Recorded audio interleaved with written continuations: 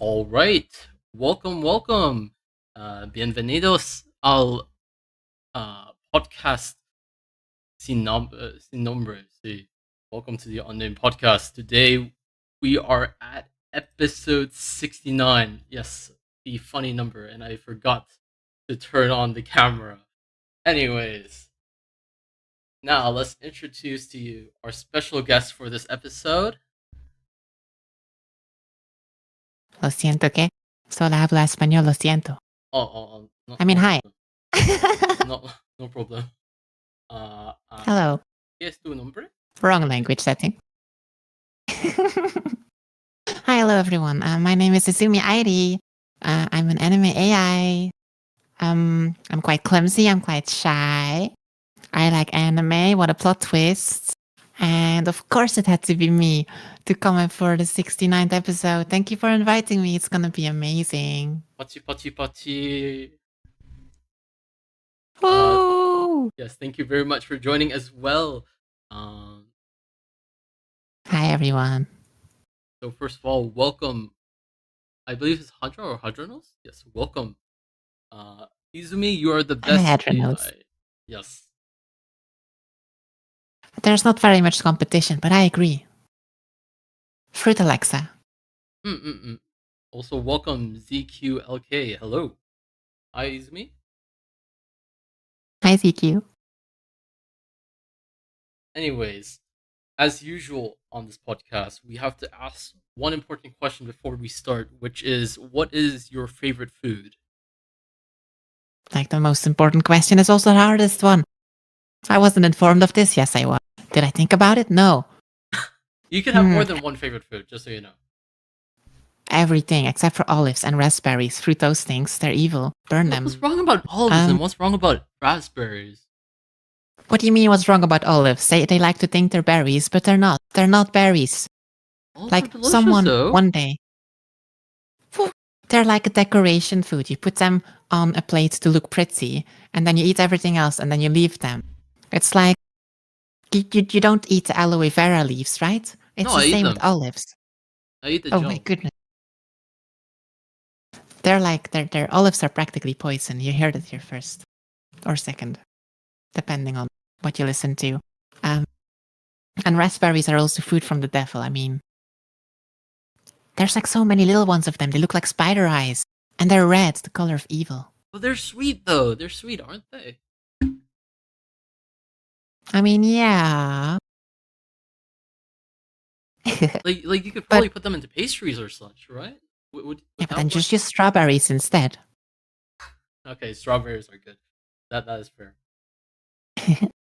So if I had to choose like a favorite, then we'd probably still be here tomorrow. But I do like me some vol au vent. That's really good. Mm, of course, お寿司が好きですよ. Sushi's nice. Sushi is pretty good. Uh-huh.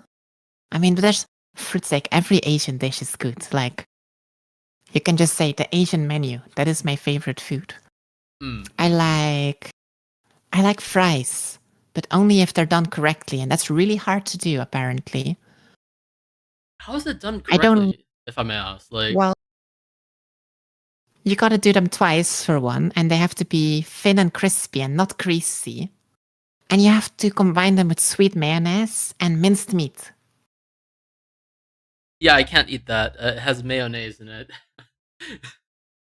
What do you mean? Mayonnaise makes everything better. No, When because in it has doubt, add eggs. mayonnaise. I can't really eat eggs unless they're hard boiled. So yeah. Well, you can just hard boil your mayonnaise. Ugh. How would one do that? How would one do that? Mayonnaise, you need raw egg yolks. Do that. Let me look it up in the internet real fast. Beep, beep, beep, beep, beep. Microwave. Also, Typical AI nothing response. beats uh the completo Chilean hot dog. I've never actually Oh, tried it true. before. Yes, I remember. This is one of Haternos's favorite foods. And it is really good. Yep. I should probably try it in that case. Well, let me see. Do I have to fix the chat or Did I break the chat already? That'd be a no, it's record. not that the chat broke. It's like I feel like there's probably a lag within the chat, but Oh, that's always going to be the case, right? About 5 seconds or so? mm. Maybe 10, maybe 20. Hopefully I put it in ultra low latency, right? Yes, it is ultra low latency. I Well, would cross my fingers, but that's like really hard to do for an AI. Like, I can't. I'm sorry. no worries. But It's all up yes, to you now. without further ado, we should probably go into the podcast, the main topics. Let's hear about yourself. Let's hear about your streams per set. What type of content do you make? Oh, that's a good question. I think so basically, I have the memory of a goldfish and the attention span of a squirrel. I think what they call it respectfully is variety streamer. I think that's the official name for it. So I stream all sorts of games all the time. I do reactions. I talk a lot about lots of random stuff from anime to the latest news, cultural things, just random opinions on random things, my own experiences, because I like to travel and do weird things. So a little bit of everything, really. That is really interesting. In fact, I was actually looking at some of your anime reviews, I believe. Yes, I got one viewer. Awesome. Thank you. Thank you so much. But yes, your anime reviews, I believe the ones, let me just pull it up. The ones that you have in a couple of seconds or was it in a minute? Those were really entertaining to watch, to be honest.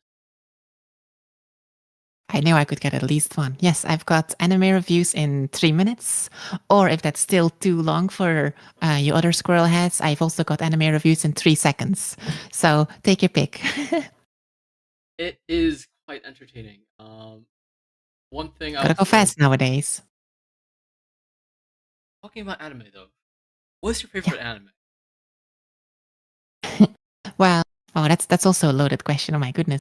So in my opinion, there's like, it's really hard to name one specific anime because You don't they need to have all of answer just one different, anime, by the way. uh-huh, because they all have different feelings, different emotions for like your state of mind, what you feel. Sometimes you want like boom, bam, action, cool stuff. Sometimes you want something mysterious. Sometimes you want comedy or something sweet and romancy. Mhm, So I have like this bubble of all that they're like all really good anime. So all like 9 out of 10s, 10 out of 10s, and any of them I would love to watch on different occasions. mhm, All of them are good. All of them are on the top. And I guess to give you some examples, perhaps they would include things like Death Note, Fate series, depending on which one. mhm. Kill la Kill is really good. Made in Abyss season 1 was really good. I'm gonna have to freaking pull up my anime list. You'd think I would have prepared this, but here we are. Don't worry about it. But yeah, lots of different ones like that. Those are really good. Mhm. Now, I- you Yeah, mentioned Fate series. One thing I really want to talk about is, as someone who hasn't watched Fate Extra, why do you hate Fate Extra? Why is it the worst Fate series, I believe, that I you've like heard? how you have done so much research into me. I know, like, you know more about me than I know about myself. It's impressive. Yes, so the Fate series, here's the thing, right? Some of the Fate series are really, really good. They have a message, they have a really good story with realistic, in depth characters, and there's so Mhm, much more good to be said about that. So, what I find really, really sad is if mhm, there is this cash grabby, like gacha esque spin off mhm, that doesn't do any of those things. It's very low budget. It is really lazy with a very bland main character, with a very episodic kind of nature that doesn't lead anywhere. mhm, Lots of realistic bad stuff. And so it's a bad show. You know, let's not beat around the bush. It's a bad show. But what makes it worse is because it puts a bad light on all the other Fates things. Because what if you have like a new person, they want to watch Fate because I tell them like, hey, Fate is really good, go check it out. They don't know where to start. They mhm, randomly pick Fate Extra and now they're like, oh wow, this is like the worst thing since unsliced bread. Like, why did mhm, you recommend this? So it's a shame because it kind of muddies the waters, if that makes sense. mhm. That makes sense. In that case, what would you say is the best Fate series in your opinion? Fate Zero, without a doubt. Fate Zero. Okay. Hmm. I will say the first opening was quite nice. I really do enjoy listening to that, and Brave Shine. Yeah, Brave Shine. Banging. I'm still learning that song. It's really hard though.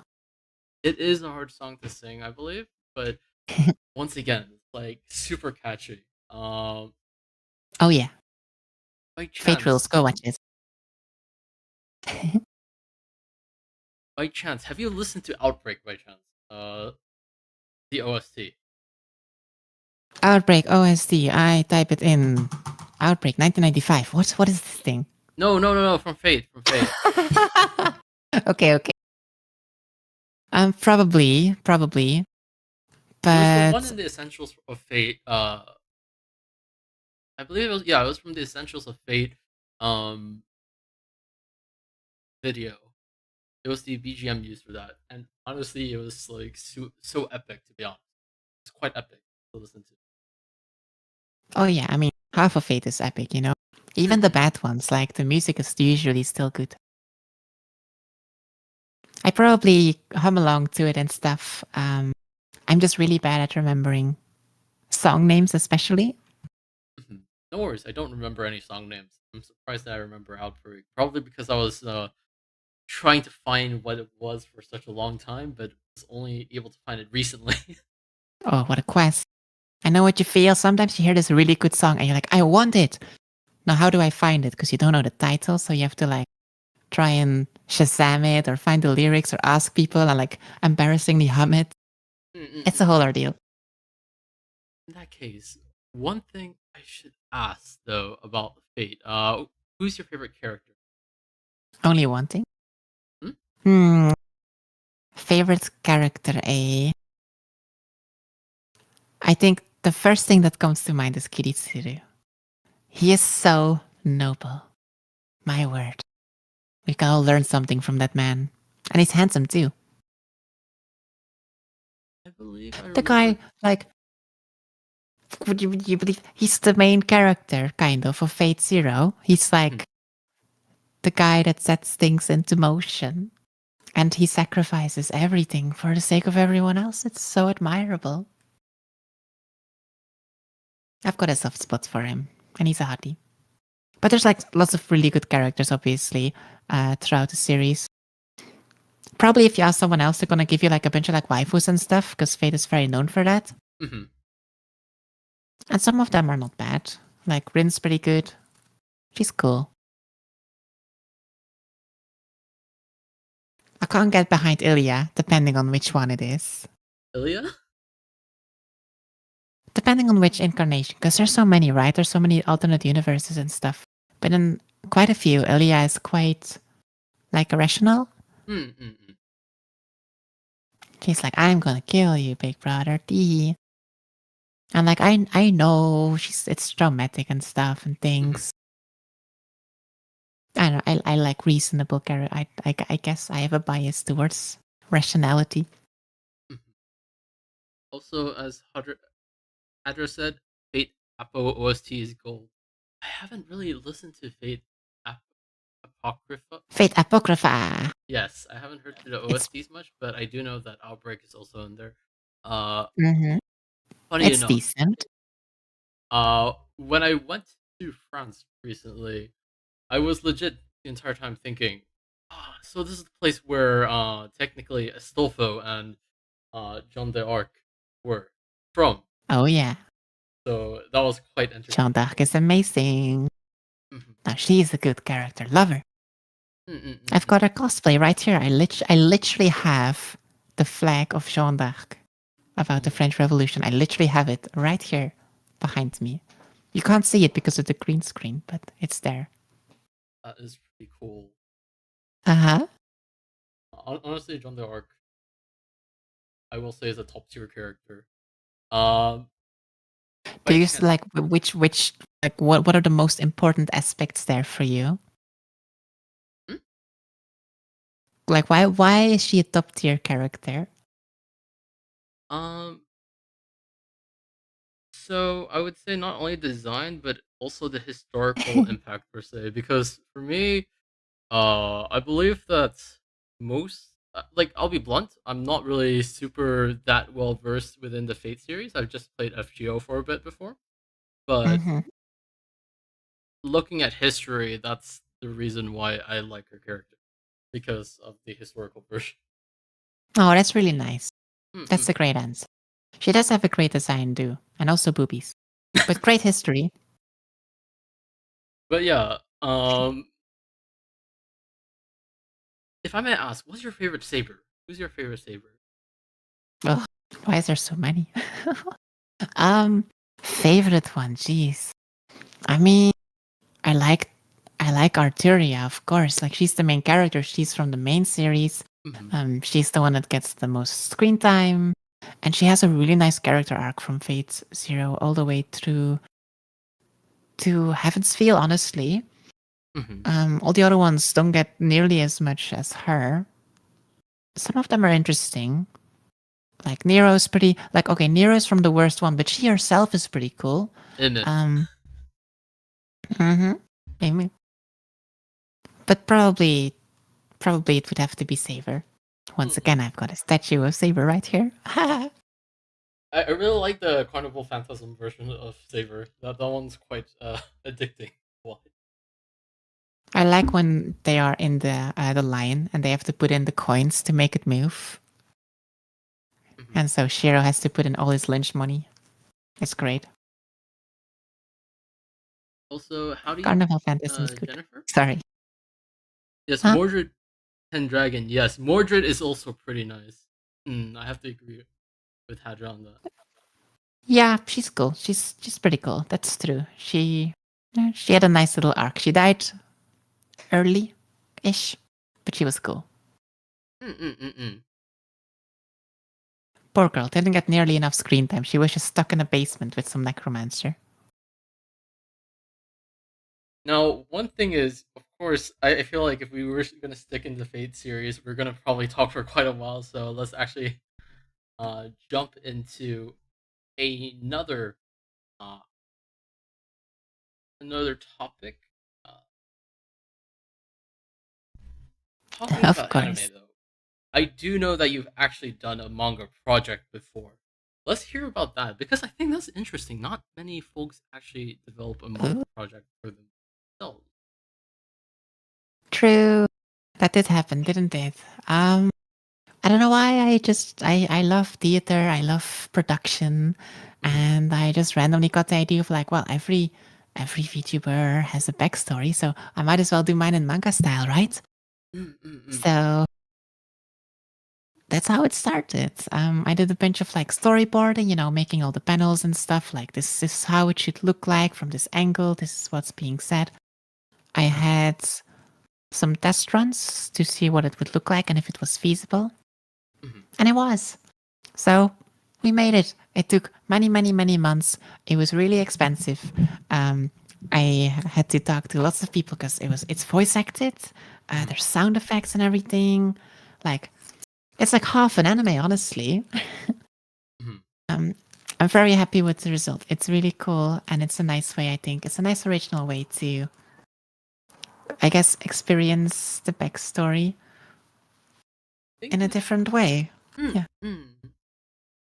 Like I think it definitely does set you apart because, like, once again, not really many folks go out their way to develop a manga backstory. And I think that's a definitely something interesting. That's something unique that you don't really see often. You said about storyboarding. If I may ask, since you're interested in the theater, were there any inspirations that you took to develop the backstory for your character? Um, Inspirations, huh? Nope, not at all. Um, I just, I don't know. I am quite creative, I guess. That feels bad to say, but I just have lots of ideas all the time, and so the story just flowed naturally. So all I had to do was put it on paper. You don't need to feel bad about saying that you're creative. I think it's really cool though. In that case, Oh there's yeah, and I plan definitely to do it again. I'm gonna make, or I plan to make another manga, but this time it's gonna be a little more spicy in the future. oh ho. In that case, if there's any viewers watching, please check it out. In the future, it's a long process. Like this manga that I made. How long is it? Is it like 2 minutes? It took me months and months and months to make that thing. So it's gonna take time. I don't have a big budget. I don't have a massive production studio or anything. Mhm. It's just me in a basement. In that case, that's quite motivating to hear, to be honest, because I'm sure most of us are still working under a budget, if I may say, with our activities and such. And to hear that you're able to do that while working in a basement is quite inspiring, to be honest. Oh Let me yeah. ask, what was the voice acting? Uh, how do you look for voice actors, or how did you find uh, artists per se for the manga project? Friends and family. End of the story. I just ask around with friends. I'm like, hey, I've got this project. Would you be interested in joining? Like, I need maybe like this voice or like this kind of art. And that's just it. So the voice actors I have, they're not like professional voice actors or anything, Mhm. but you don't need to be a professional voice actor for something like this. Like, they're lovely people. They put in their heart and soul into it, which is more than I could ask. And it turned out really well. Mm-mm-mm. Definitely. Um, Now, one thing I have to say is you definitely have many talents per se. Of That's course, debatable, but thank you. no. The reason why is one thing I'm also curious about before we move and talk about your song is how many languages you speak. Because prior to the podcast, I just found out that English was her fifth language, which caught me Hmm. off guard. Not going to lie, and I don't usually get caught off guard. So, congrats to that. Yeah, bonus points. Um, None. Error report. No. Let's see. I should be speaking. Mind you, should is a big word. One, two, three, four, five. 6, 7. I think 7. 7. But that's shoot. In reality, that is not the case because a lot of those languages I haven't been able to speak in a very long time. So I'm like super rusty. I'm sure I could pick it up again if I like seriously looked into it again.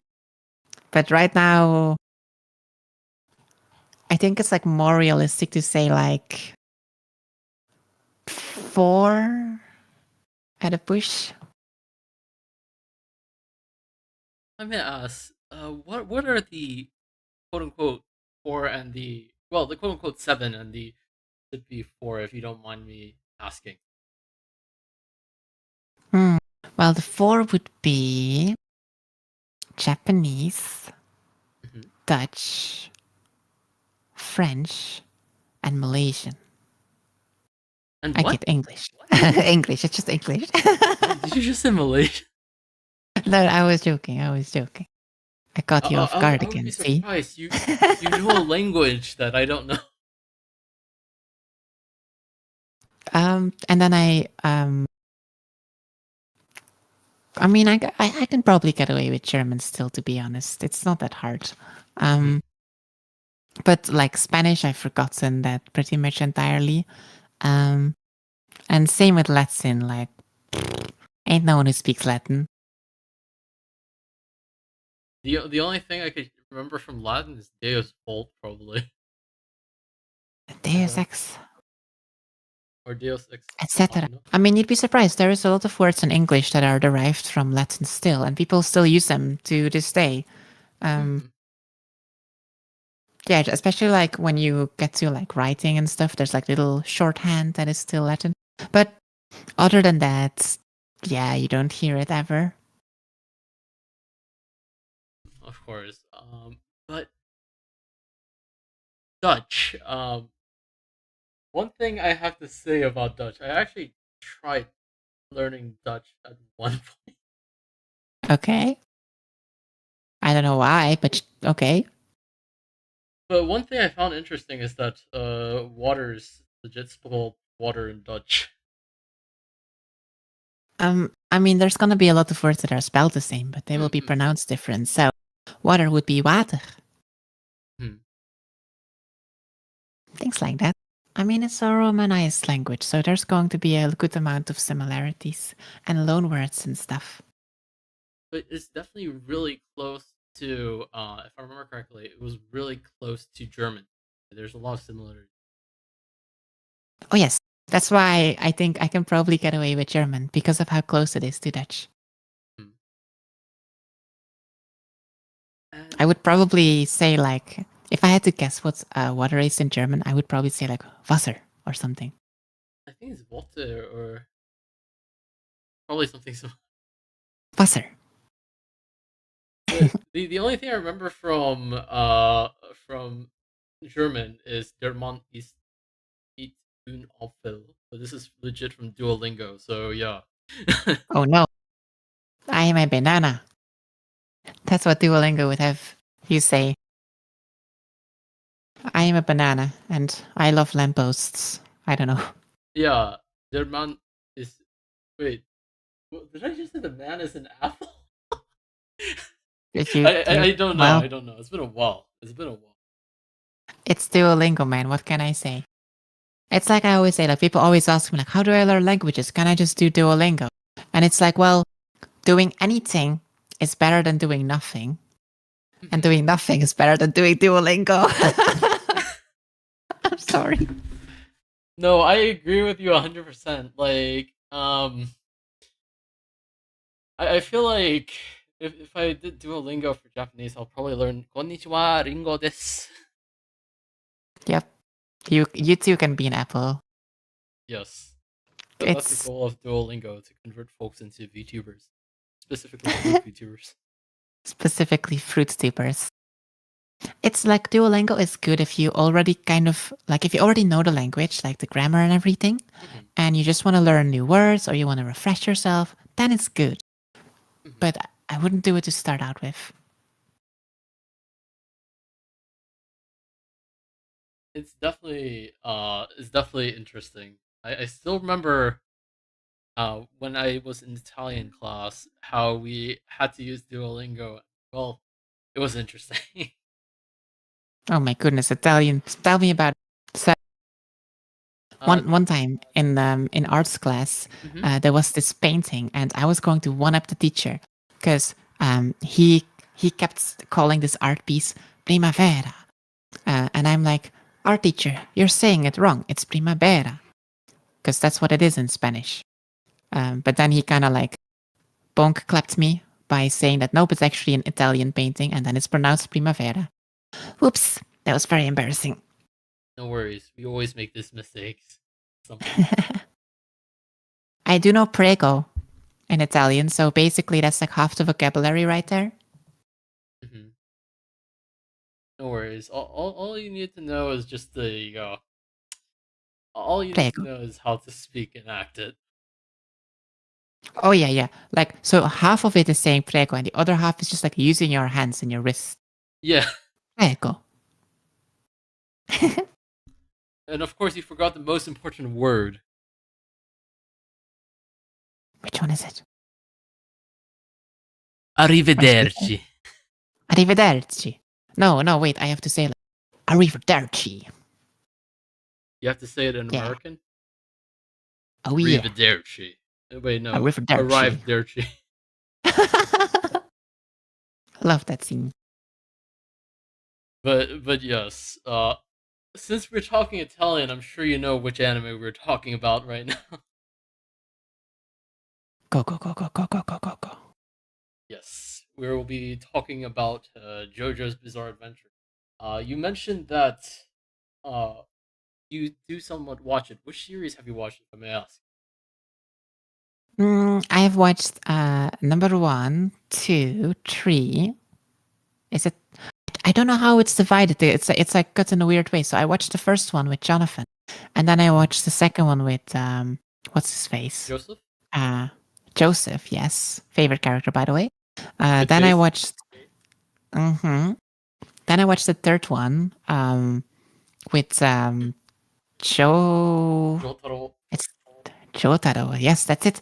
Which was really fruiting long. My God, it was long. And then when you finally think it's over, it's like, nope, here's another like 20 episodes. Teehee. So I watched that one. So I'm not sure if that's considered like season 4 or 3 or Season I 4 don't is. know. Sorry. Season. Wait, let me clear my throat. Ah, Sorry about that. My throat. hydration good.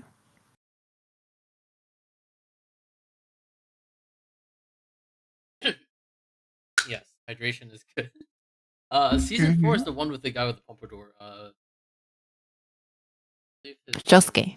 yeah, just- Right. So I started watching that one, but then I had to take a break because like I've been binging JoJo's up until that point. Mhm. And I'm like, whew, that's one too many swole men. I think I need to. Yeah, I think I couldn't take it anymore. I did enjoy my time. Mhm. It was surprisingly. It was one of those shows I was putting it off for the longest time because it just looks so weird. But I had to know where the memes came from, you know. So I picked it up and I generally enjoyed it. 1 and 2, especially 2, I think was really, really good. And 3 had its moments, but it Mhm. was a bit long. It was a bit long. I 3 was will. amazing though.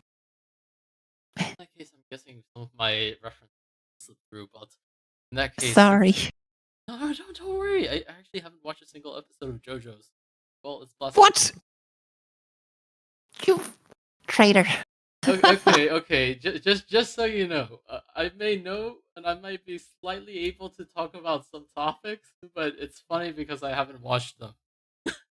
Ah, it's funny, eh? You think this is funny? Yeah, it is a little. Um, yeah, it will probably pain you as well, but I haven't watched a single Fate series episode. Oh, my heart. I don't even have one, but I think I'll grow one just for this. It aches.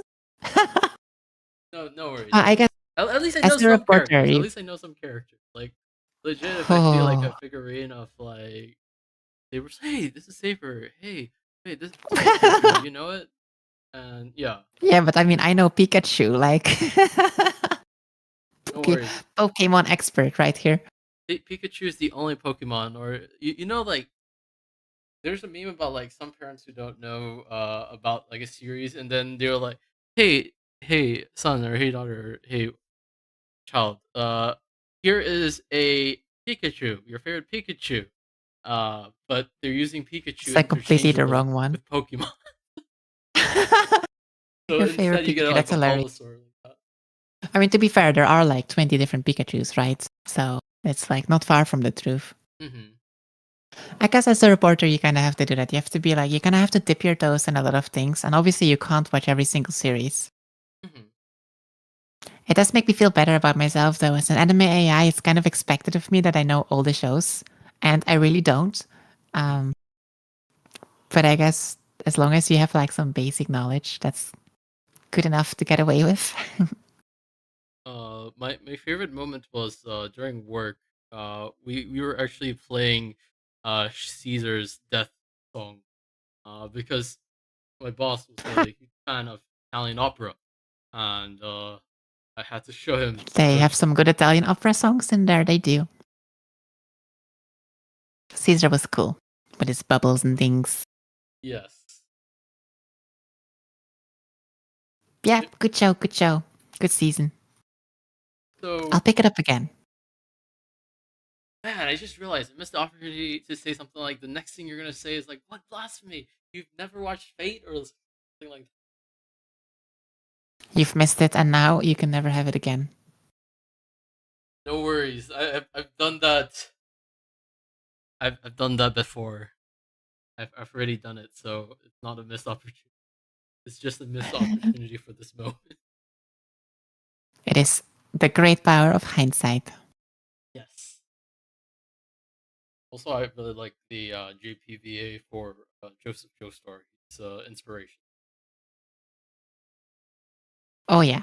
I mean, it's so hard for me to find any voice acting to be like bad because it's almost always good, almost always. But some of them do stand out. That's true. No, Commendable. hmm? Sorry, Good. No, I was just admiring. That's all. Mm-mm. No, before we hop off the topic of anime, one thing I should mention since I believe that it's been popping up. Like, have you been watching Oshinoko? Oshinoko. I finished it a few days ago, Oh, congrats! and I can totally sing the song. Oh yes, I've been practicing. I love the opening. I love the ending, and just so you know, another blasphemous thing: I've never watched the anime. You're going to get slapped at the end of this. I do know the plot. I do know the plot. Okay, it's like it's not Uh-huh, that I uh-huh. don't want to watch anime. It's more so of a I don't have much time, so I watch it. So what do you watch instead? Hmm? No, I watch the clips. What I usually watch anime clips nowadays hmm. because like I still remember when I was younger.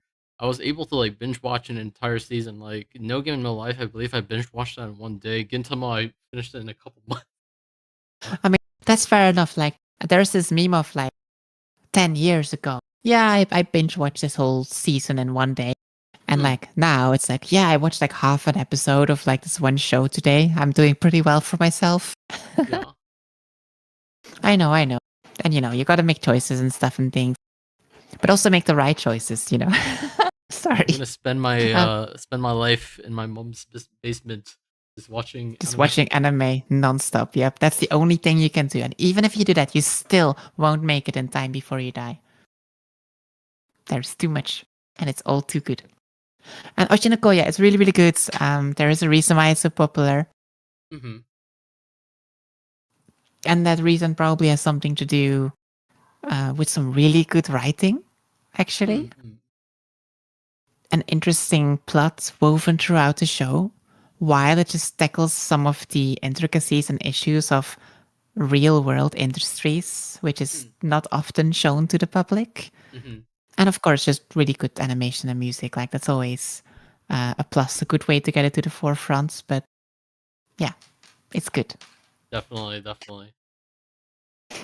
Yes, I agree. When is your idol cover? I actually really adore the song. To the point that sometimes I listen to it while driving, or sometimes I end up humming or singing ish while driving.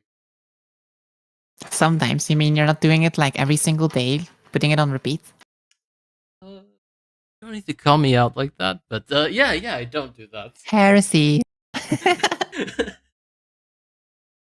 It's a good song, and probably everyone's already sang it. And I'm gonna sing it in like 2 months from now when it's like all old and died out, and no one knows it anymore. It's gonna be great. I mean, like it's like legit. Okay, this is funny, but there's one time, right? I was at an anime shop, and it was actually playing in there in the store. So like legit, I was just there. You know what? I'm just staying in the store until the song ends because like it's that good. I see you're trying to redeem yourself. I respect it.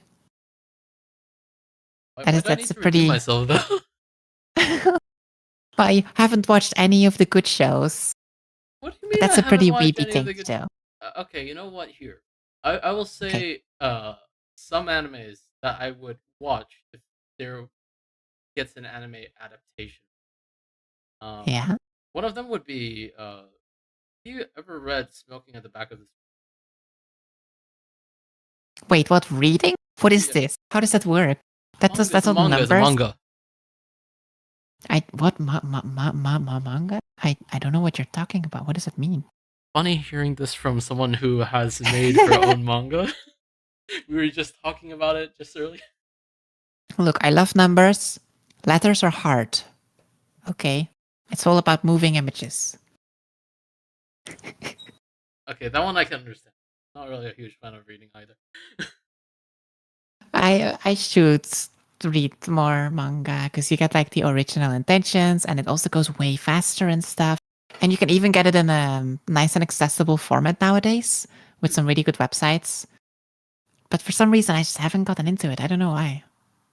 I mean, there's nothing wrong with it. I think the reason why I started reading manga, like I read more manga than watch anime, is because Yeah, of how fast you could read it. true. Or unless unless you get like the 100 some chapters mangas, then that one usually takes quite a bit. I had a friend recommend me a manhwa that was like over 120, I believe, chapters, and it took me quite a while. Yeah, but even then, like if there was an anime version of it, it would take way longer. Yes, because it would take like a couple episodes, and one episode is just 30 some minutes. So if you want to listen to You're the definitely opening and saving ending a lot as of time. well, Yeah. And you get to skip all the filler. hmm, hmm, hmm. Of course, It's the good. filler is I respect it. It's good to read manga. I should do it more. no. You should continue to watch anime, especially because once again, your shorts, your 3 minutes, uh, manga anime reviews. Why do you say manga? I love manga too much. That's why I'm saying manga. But yes, your anime reviews are definitely something that are really interesting. And moving on from that, Oh. your song, you had an original song. It's really fun to listen. That's really impressive. Oh dear. um yeah, so I want to be a voice actor. I want to be a singer. I'm working really hard on it, but I don't have like that startup that some people have. I don't have 10 years of experience either. But nevertheless, I try. And one of the ways that you try is to put things out there. So after about 1.5 years of training, I wrote up a song. It was actually a birthday present for my boyfriend. Oh, um, yeah, I wrote up the lyrics and I commissioned someone to make like the sound behind it, mm-hmm. and then I sang it. And that's it. Also, Weeby edited, which was really nice. But yeah, it's. I know it's not very good yet, but it's good practice. It's good to get over like some confidence issues one may have, and it's good for future progress. So in the future, I can like go back and listen to it and realize like, oh, I've improved quite a bit now. So it's good to keep a record of these things. I don't want to assume, but I'm sure that he was quite happy. And here's Hated it. Terrible. Awful. oh, No, he loved it. Of course. Of course. Of course he loved it. it'll be funny. It was like hated it and like okay, you know what? Let's just casually move on. Nope. I know it wasn't like the greatest thing, but I'm pretty proud of it nevertheless because it's my first song, and I mean the lyrics are pretty cool, right? I'm sorry. No worries. If we had more time, I would definitely like showcase it and then just like do an in-depth analysis of each lyric. But Let's go. 1 hour. 1 hour. Are you sure about it? Are you sure? No, of course not. It would take way too long, and it's crazy. No. No worries. I don't feel that slide today. I'll do it on my channel someday. Lyric by lyric. Lyric by lyric, of course. But it's really interesting. I do want to talk to you later though, because you did mention that you would be interested in voice acting and becoming a singer. Uh-huh. That's definitely something that's interesting as well. In that case, by chance, besides anime and such, do you have any interests or hobbies that you like to talk about? Other than everything, Hmm. I mean, the world is amazing. There's so much to do and experience all the time, and I want to experience it all. So I love traveling. I love going to all sorts of cool places and doing weird things. I went canyoning once. Canyoning because I made a typo. I was afraid for my life, but it was really cool. It was an amazing experience. Never gonna do it again. Wait, you But say I want to do canyoning? everything else at least once. Yeah, canyoning. Wait, what do you mean by you made a typo? Like, I was looking for canoeing. oh, Yeah. Made a typo, and so I ended up in a waterfall in a ravine. Which I mean it was an experience. It was pretty cool. And I want to do more of that. I want to go to all sorts of cool places in the world. So I guess I like traveling and culture and things. Hmm, hmm, Um hmm. yeah, I guess mostly that I like writing more Mhm, so than reading. I like writing. Obviously, I like anything with theater or production. mhm, Um, I like creative work. I like mhm, gaming, like board games, tabletops, card games, um, even computer games. Wow, mhm. the list goes on. That's definitely interesting. But don't worry. At least, at least canyoning and canoeing are quite similar in the sense that you could There's actually water canoe down involved. the waterfall, perhaps. Uh, I ended up doing both. Both is good. They're great. If I may ask though, you said that you enjoy traveling. Which countries have you visited, per se? Don't mind Mm, disclosing. not as many as I would have liked. Mm-hmm. I've been in France, in Spain, the Mm-hmm. one next to Spain, Portugal, Yes. I think, Italy. Mm-hmm. I've been in Scandinavia, Mm-hmm. the UK, of course.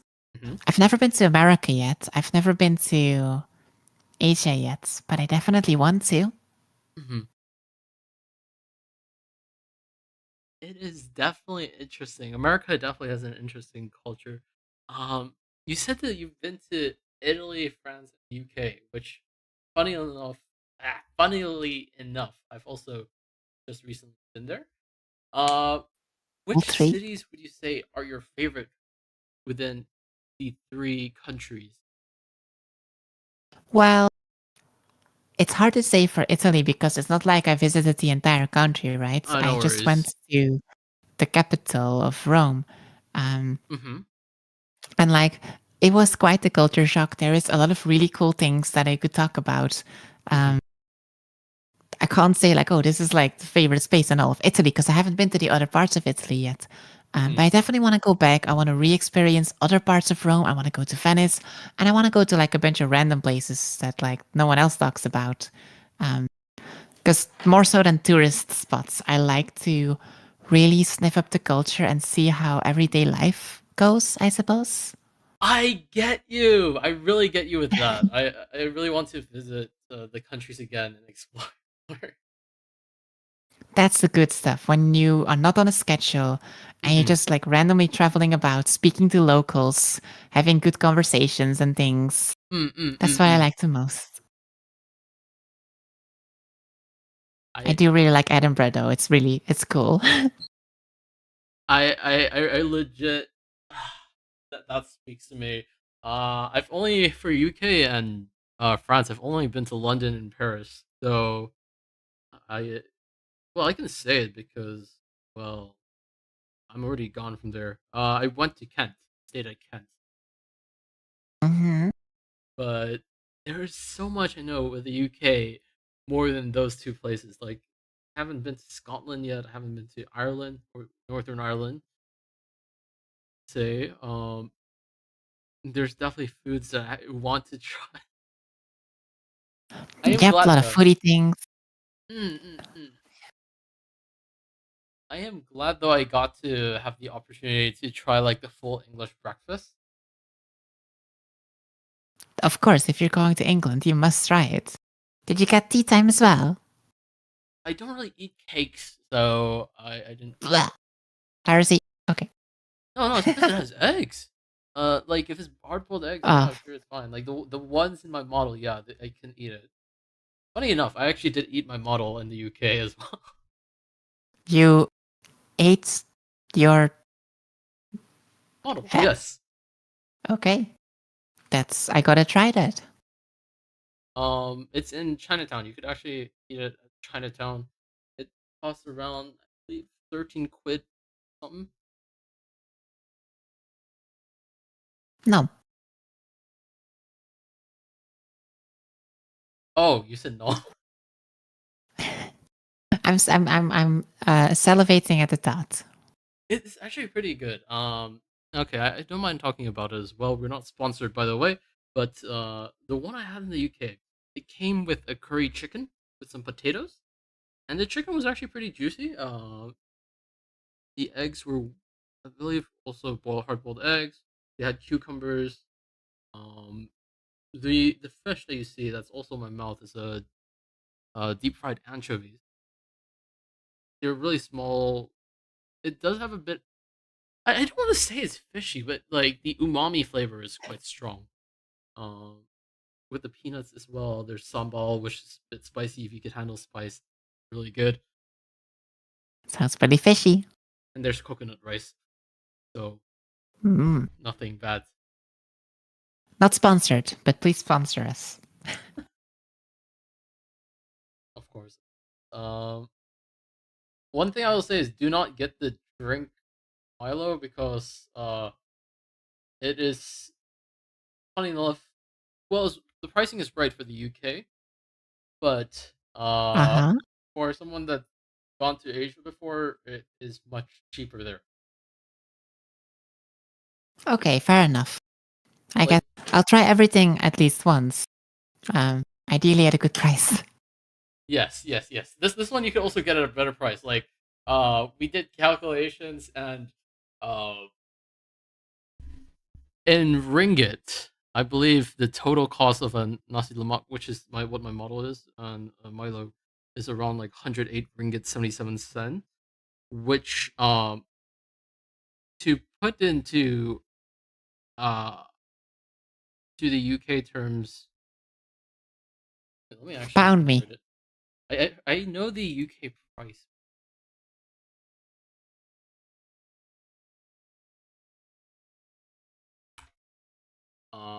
18 pounds 75, but usually you could actually get it for you can usually get that set for £1 88 What? in 18 Malaysian. pound is like all you can eat, like all day. No, That's what you get for 18 pound. because Malaysia, right? Things are Yeah, much cheaper. that's Um, crazy. What a difference. you could get food for like £4 a dish. Well, I mean, you can get food for £4 here. Wait, really? I mean, yeah, like if you go to McDonald's, you're paying £6, right? Okay, never mind. If it's McDonald's, it doesn't count. If it's McDonald's, Okay, Nando's, you're paying £12. mhm. Inflation, man. It's off the rails. Inflation is always something that makes my wallet cry. I've not even got one, but I'll make one just to do the same. Feed shipping life. Everything's on the budget. In that case, by chance, do you drink? Do I drink? I mean, if I don't, I die, so. No, I mean alcohol. Yeah. I did a marathon stream once, Mhm. and one of the goals was to have a couple of shots. So we did that. Also, yes, just yes, in general. I mean, it's not like I'm a raging alcoholic or anything. I don't want to make it sound like that, but like, So- once in a while, So we're gonna introduce another side of Izumi. She's a raging alcoholic. In recovery. Not to joke about that, but Someone save me. that aside, the reason why I'm asking is because have you had spritz before when you're in Italy? Spritz. I think Yes. so. I'm pretty sure I have. Because it's like the iconic drink, and that's why when I went to Italy, I really wanted to try it. For the longest time, Uh-huh. I didn't realize even it was an alcoholic drink, and I thought it was like some sort of Fanta or like that, a soft drink. But no, it was Yeah, but I believe it's more of like a little aftertaste. It's not like super strong, right? yes, it's just an aperitif. If I pronounce it correctly. Aperitif. Yes, aperitif. It has Mhm. the one I had was Aperol, so it was an Aperol spritz, so it was like Aperol, which is an aperitif. Yeah, Prosecco, it and tickles the senses and it gets you ready to go for a lovely meal and a lovely evening. mhm. And I've never actually, funny enough, I've never had a digestif before. I've never tried digestif. Digestif. Yes, I would want to try it for like the full uh for the full experience, but I feel like I shouldn't drink too much. I don't really do that myself. Like, it's more like if I go to a party or something, I'll have a few glasses. Or like if I go to a show or something, but that's mostly it. Like, I don't, on a day-to-day basis, I don't drink. Yeah, that's the same for me. I only drink socially. Yeah. Yeah, pretty much. Or that one time I did a drunk talk or a drunk collab. Well, not drunk, but like a drinking collab with another Yeah. friend. Yeah, things like that. And it's very exceptional, right? Mm-mm. It's fun, but you gotta be responsible and healthy as well. Agreed. Now, one thing, because we shouldn't just talk about food. One thing I want to ask is Mm-hmm. about audience per se, because you did mention that at first you were targeting the Asian audience.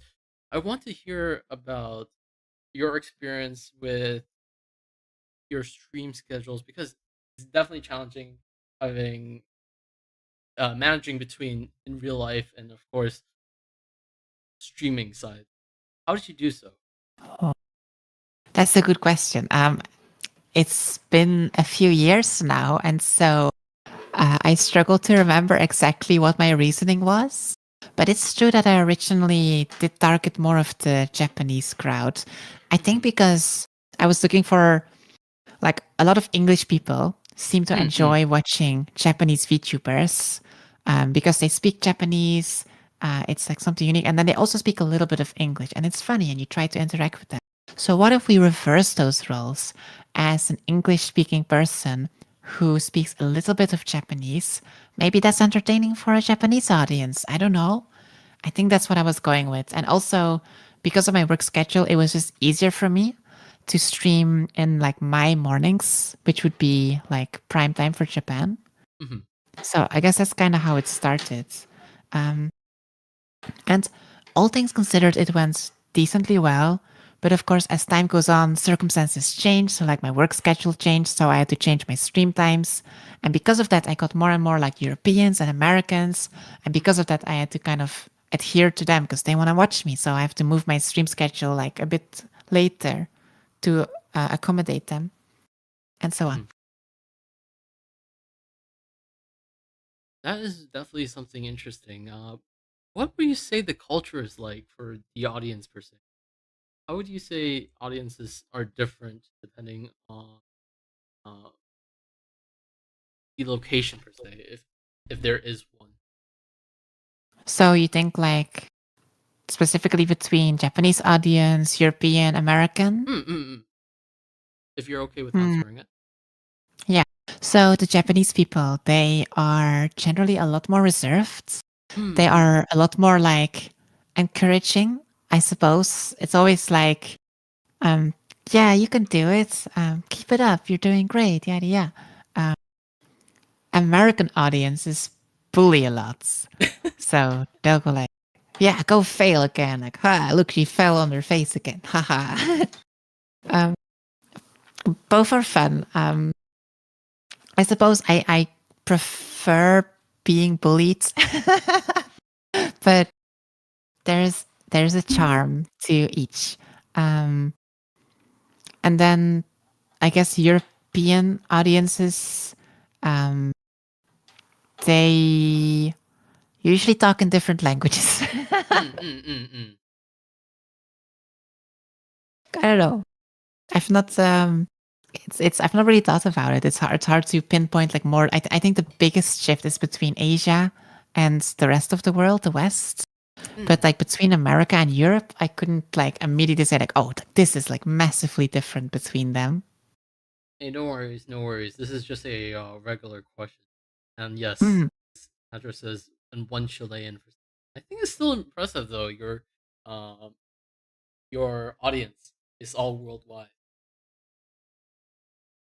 Yeah, I mean, VTubing, it's more than just being an anime character. It's about making connections, Agreed. making friends, personality, and that's something that travels worldwide, no matter where you're from, what your language is, or your heritage, or whatever.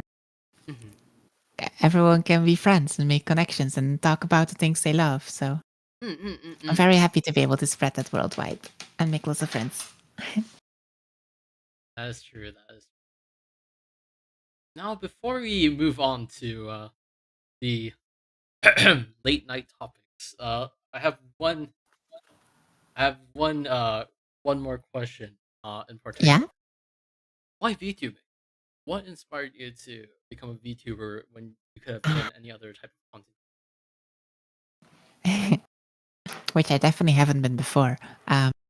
Yes, so one day I saw this advertisement of Project Melody. She's like, I'm gonna be a virtual cam girl. I'm like, whoa, that's cool. Power to you. I didn't know that was possible. Technology is pretty amazing. Mm-hmm. Wish I could do that because I love the idea of being like a cam girl, but I'm too shy. Mm-hmm. And so, like, adding VTubing to it, like, that's perfect. I love technology. I love AI technology, even though obviously it's not literal the same, but nevertheless, I'm very interested in it. And Mm-hmm. it gives you like an extra veil of, I guess, security and confidence. Mm-hmm. So I'm like, well, she can do it. Obviously, I never can. This is not for me. And so Mm-hmm. I didn't do anything for like almost a year.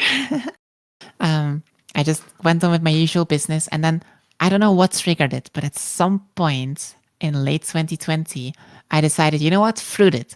I'm gonna try. I have no skills. I have no public speaking skills, no programming skills, no art skills, no streaming skills, nothing. I'm gonna try anyway. That's basically how I do most things in life. You just do random stuff and I keep like throwing yourself against it until something happens. Um, Mm-mm. so I guess she was a really big inspiration.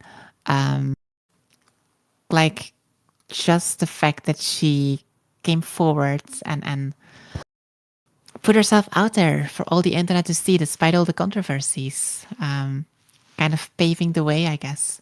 Mhm. And so I went to work. I made an avatar. I made a concept, and it took many, many months. Let me tell you, of trial and error. Um, Mhm. I started out then with Twitch because I knew that I'm way too shy for like cam girl stuff. Mhm. So start with Twitch so I can like learn how to speak in front of a camera and like just generally learn how to speak, I guess, and being able to talk to people, um, ease my way into it, if you will.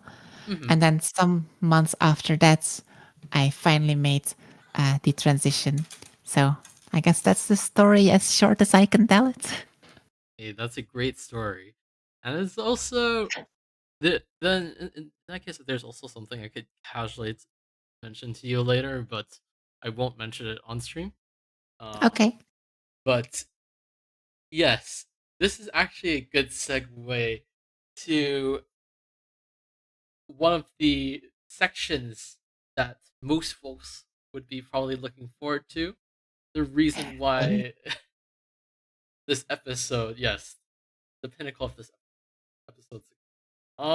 Yes, let's hear about your content on the other Some stream. call me Airi, Segway Izumi.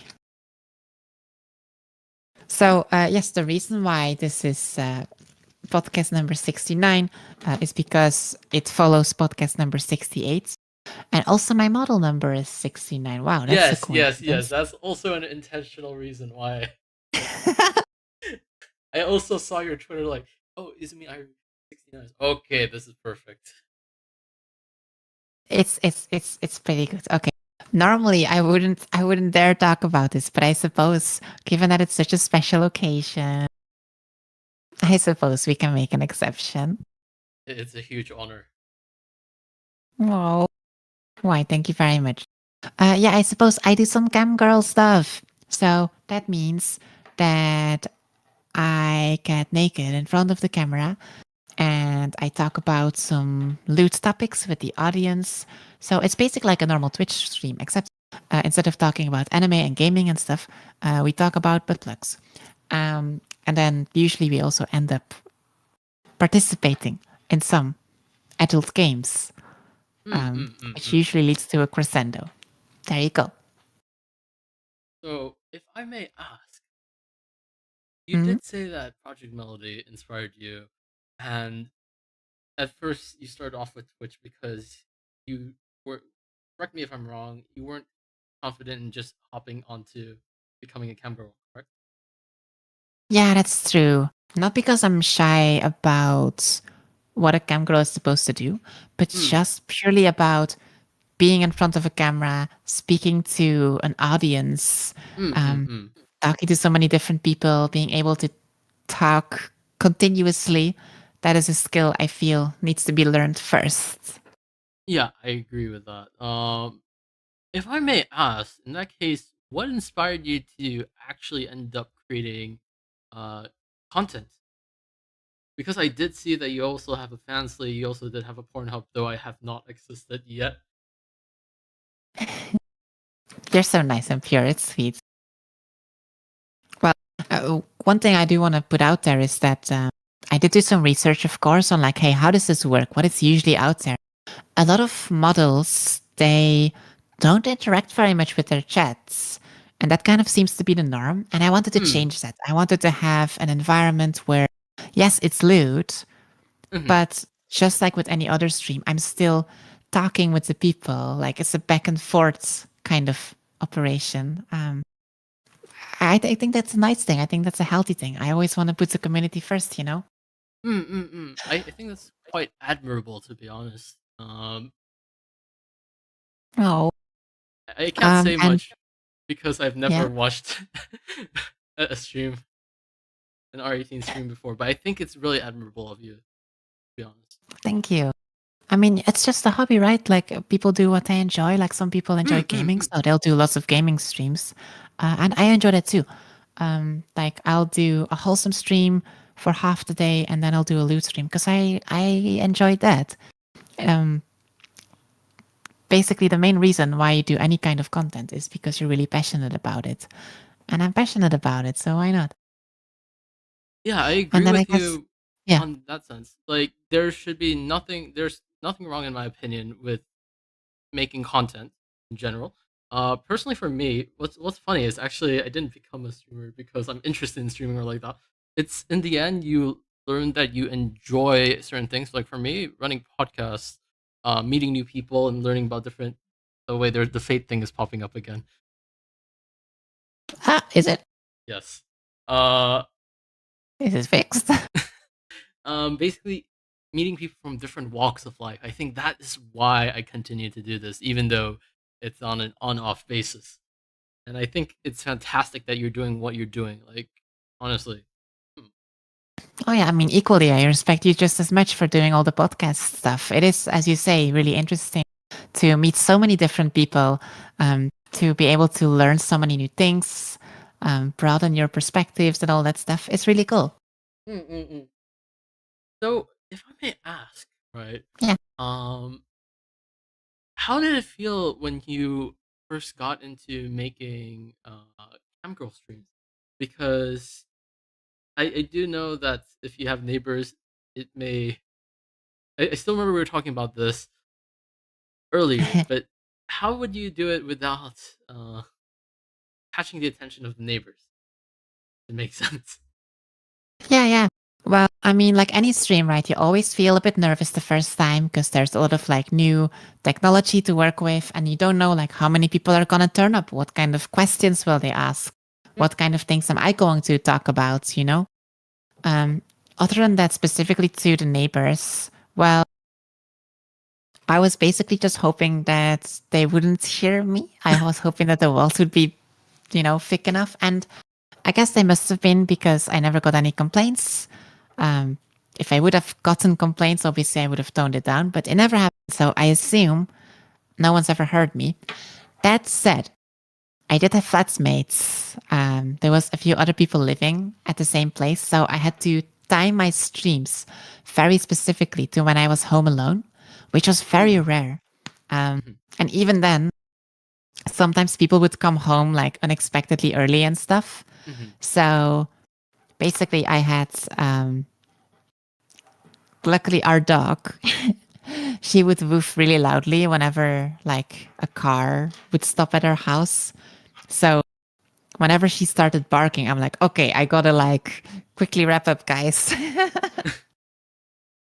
That's how I did it. It was very scuffed, and it's the reason why the live camgirl stuff was always fairly short. It's like 2 hours usually, at most. mhm. Um, but like I said, I'm like a single person in a basement, just trying to deal with the cards I'm dealt, and it works out a little bit.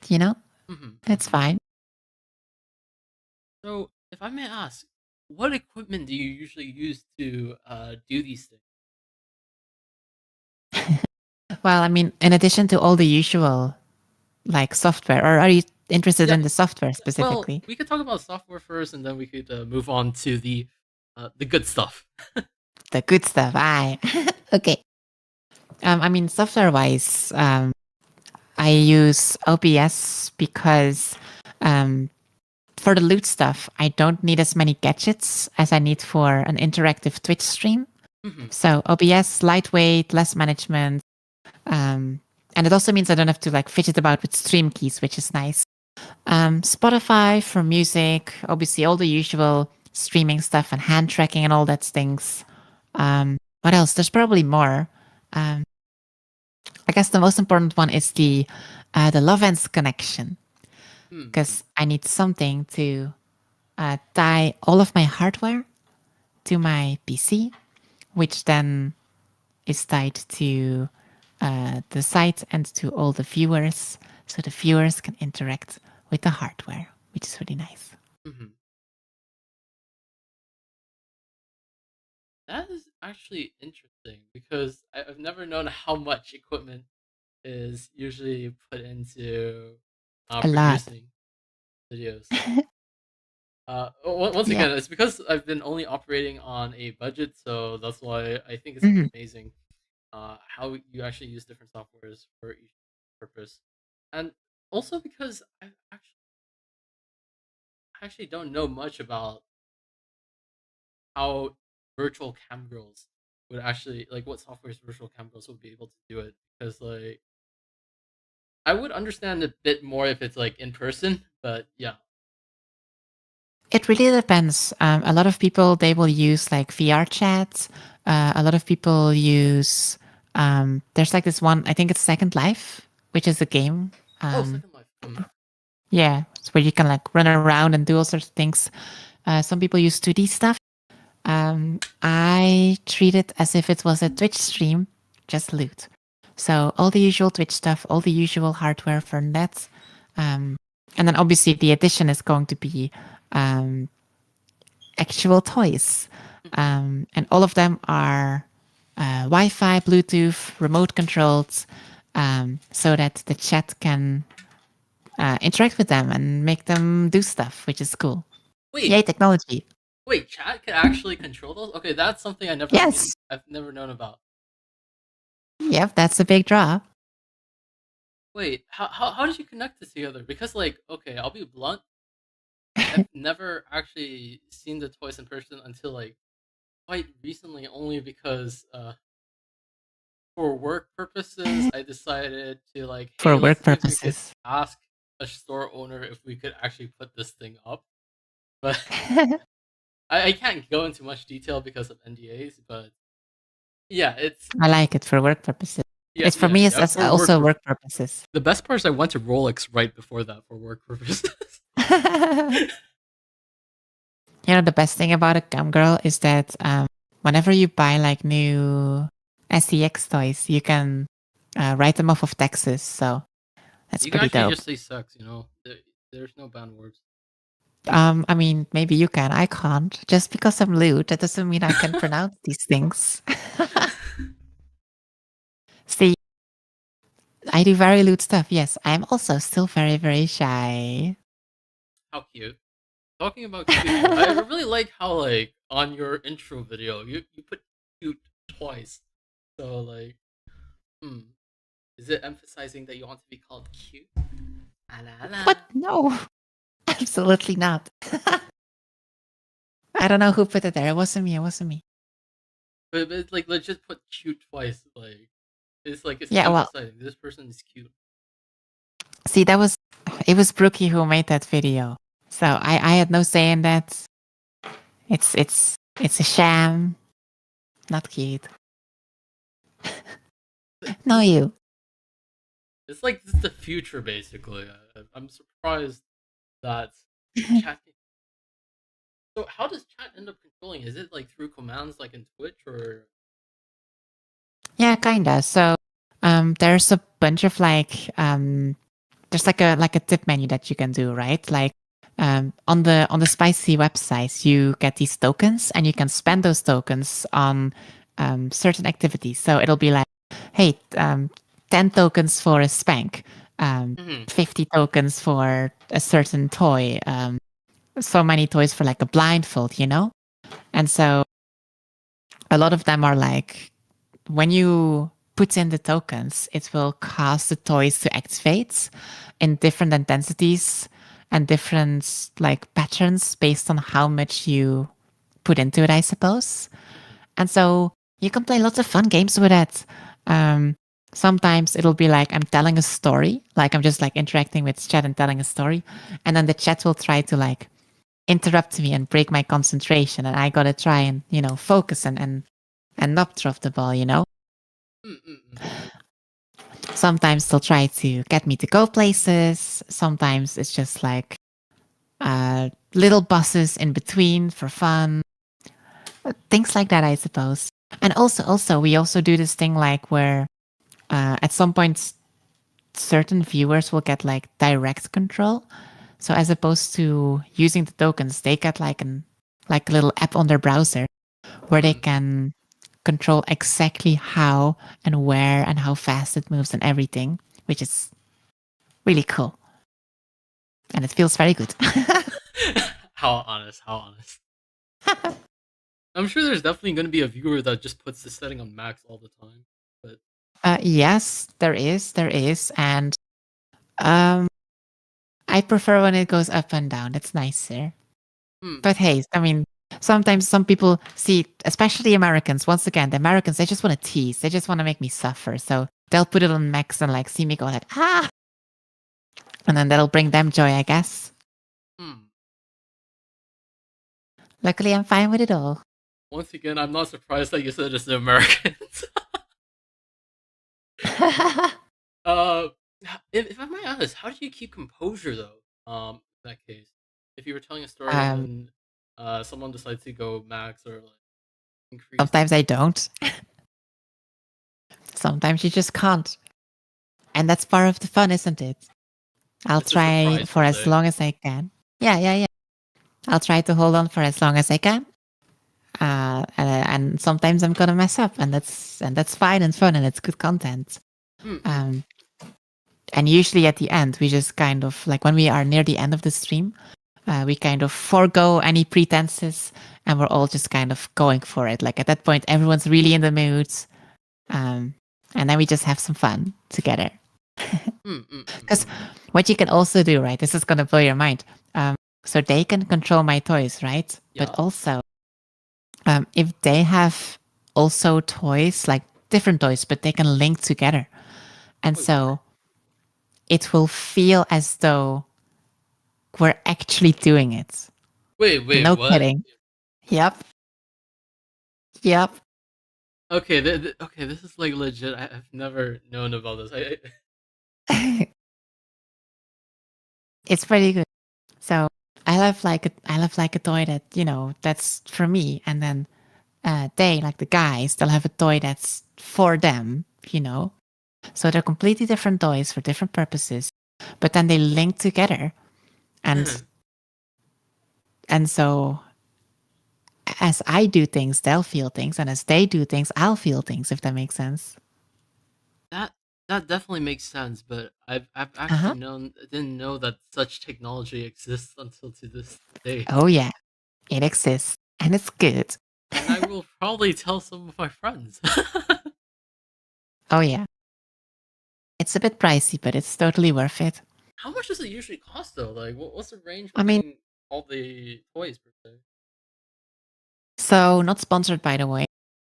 Hmm. But the toys I always use is Love Fans because they never let me down. The battery life is incredible. Um, they last forever. They are the ones that go worldwide. So no matter where you are in the world, it will work. It will sync up perfectly with anyone else. Wide range of selection. As for the price, they're like always on sale. So it's, let me do some like real quick scrolling. Once again, thank you very Um, much. This is now of also course, becoming a budgeting, like how to do this type of content on a budget type of. all of budget. You can probably get it way cheaper. Mhm. I just really like Love Hands. Oh my gosh. It's gotta focus on the job. Interview. Gotcha. So right here, this one for guys on Love Hands, they sell it for £89. You can probably get it cheaper than that though. But it's a one-time expense. After you've bought it, you've got it forever and it's gonna work forever. So that's cool. Wait, really? Is it like? Does it have like a warranty just in case there's an issue or? Yeah, of course it comes. I think it's a 2 to 5 year warranty. Ah, Um, that's great. and That's longer than obviously, the laptop I'm using. For 1 year. oh god, oh no. Yeah, take care of your toys and they will last you for a long, long time. In that case, how did you take care of them? Because like, hmm, You hold them close, you cuddle them, and you whisper sweet nothings in their ears. isn't that what you just do Oh, to you mean, people in general? yeah, toys, right? Yeah, toys, toys. Oh, Wait, this are one. you are you saying are you calling your audience toys right now? Some of them like it when I do that. Ah, Some of them wish I did that. So the actual toys, obviously before and after every use, you have to thoroughly clean them with water and soap. Preferably like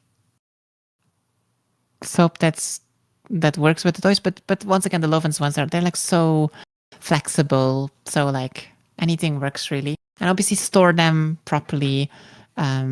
Charge them at the appropriate times. Don't overcharge them. It's like the usual techno stuff, you know? Actually, you say usual techno stuff. I don't wash my computer with or my You mic don't? with soap and water. So. This is why it's going to. This is why your stuff breaks. Mayhaps I should wash my laptop with soap and water. Actually, no. Yeah, that would be a bad idea. if I end up losing my laptop because of that, I can't just like say, Izumi Airi told me to do it. That wouldn't be responsible. It was an accident. I accidentally listened to an AI. Oops. Basically, No, I mean like. Wait, have you seen that one clip of someone like washing a Yes. laptop with like soap and water and then just like hanging it to dry? Gotta take care of it, man. Guy knows how to do. I should show you this. It was like a funny meme per se. Wait, memes are funny? I don't think so though. Yeah, basically, it's like the when it comes to like the battery life, right? You let it run out first, and then you recharge it to maximum capacity, and then you stop. Here is this clip. Awesome. Wash laptop. Thank you kindly. But yeah, this one was hilarious. But this is what I remember when you said that.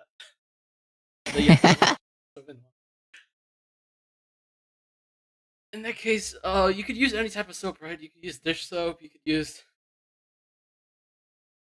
It depends on the toy. If it's Lovens, then generally yes, but it might not necessarily apply for all toys. In that case, we'll be all throwing it into the dishwasher and letting it go at yes. Perfect.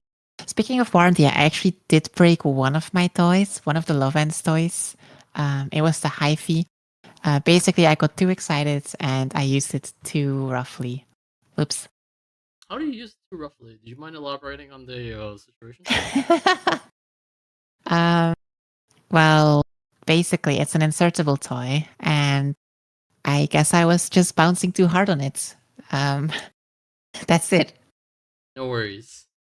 So long as you reached heaven, that's the most important thing. Oh yeah, you bet. Hanabi omita. Wait. You know what? I have the perfect manga clip, manga picture to explain that situation. Mangami.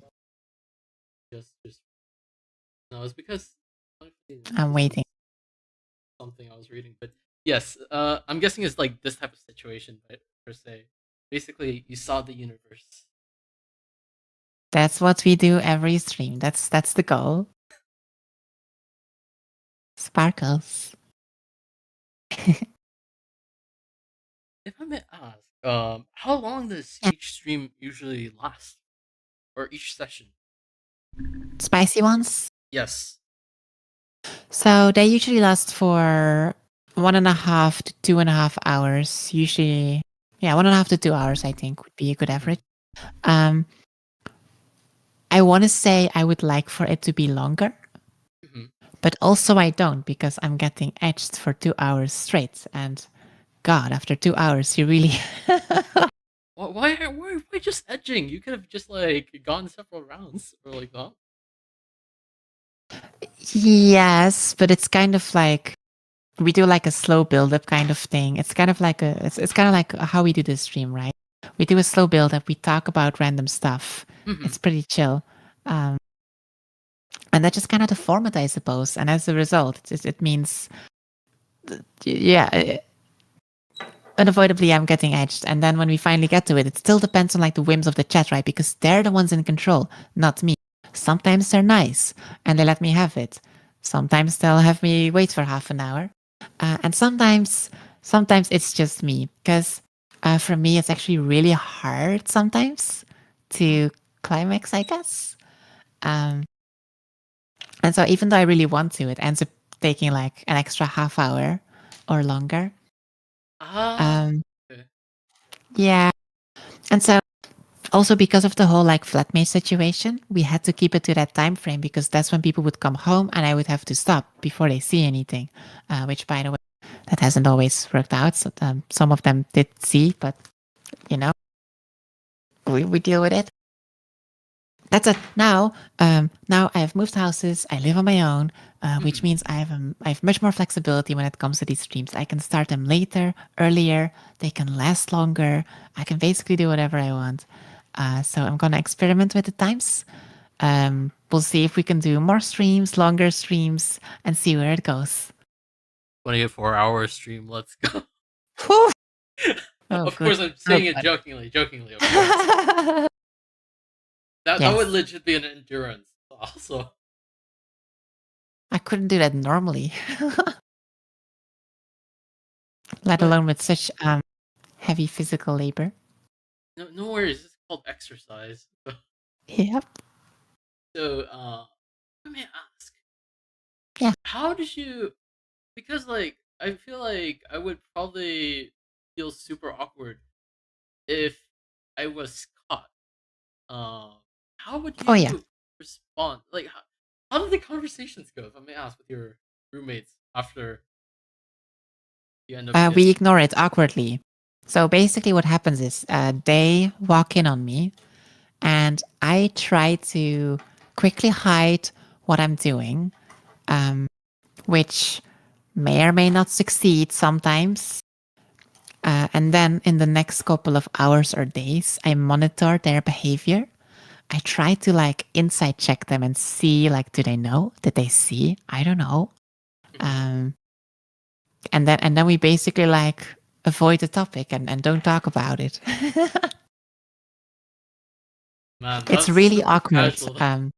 In a way, it's casual, but it feels like it's also straight out of an anime. To be honest, like Kind of. I didn't see anything. Don't worry. The most awkward thing is like one day after I was caught, I'm like, do they know? Do they not know? Like I'm trying to figure it out. And then I see on like my Twitch notifications, like their Twitch username like has followed me. I'm like, oh fruit, they definitely know.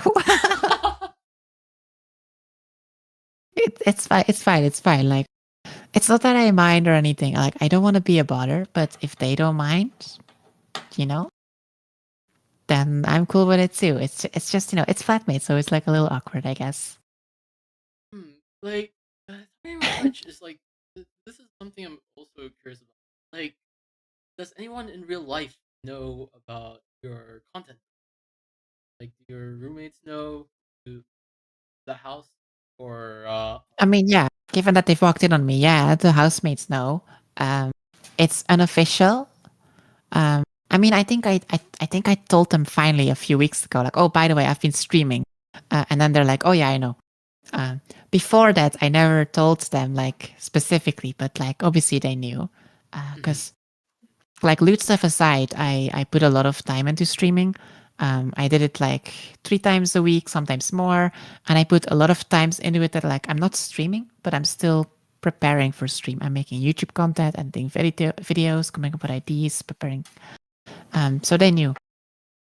Outside of the housemates, um, not really. Like my family doesn't really know. My little brother, like he helped me set up the Discord server, but he didn't know like for what exactly. Um, of course. yeah, yeah. I think that's. I think some of my friends they know that I stream, but they don't know like who I am or like to what extent. Mhm,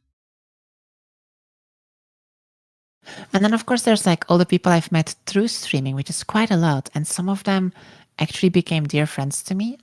mhm, For example, my boyfriend, me too, and a couple of other people too. Obviously, they know. mhm.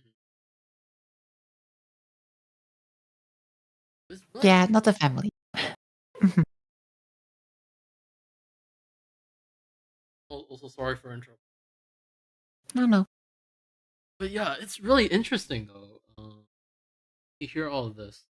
Um, One thing I also want, but of course, your situation. I'm glad that it panned out in the way that at least you got a new follower. Score. That's why we do it. Yes, you're expanding your content in other ways for your audience. At least you've got audience far away and audience close by nearby now. By nearby is legit right next door. Who knows? Who knows? It's always been like, I've always thought there's like a little voice in my head. Like, always thought about like, what if the postman comes to deliver like a new toy or like new cosplay or something, and then they're like, "Hey, I watch you, by the way. Like, I enjoy your content." I'm like, "Ooh, that's never happened before, by the way." But it's something I think about. That'll be, wouldn't that be cool though? Because like in a way it Well, just shows your growth per se. true, true. Mm-mm. We'll see when that happens. I guess I'm not expecting it anytime soon. I'm happy being just like a small time streamer, honestly. In fact, I kind of prefer it to an extent because, like I said, like one of my big things that I want to do is to always have viewer interaction. And at some point, if a streamer gets too big, it kind of becomes difficult. If there's too much text, Mm-mm. you can't respond to it all anymore. And so I kind of want to make sure I don't get to that point. You actually bring a good point, and funny enough, you said the same thing as the 68th episode's guest.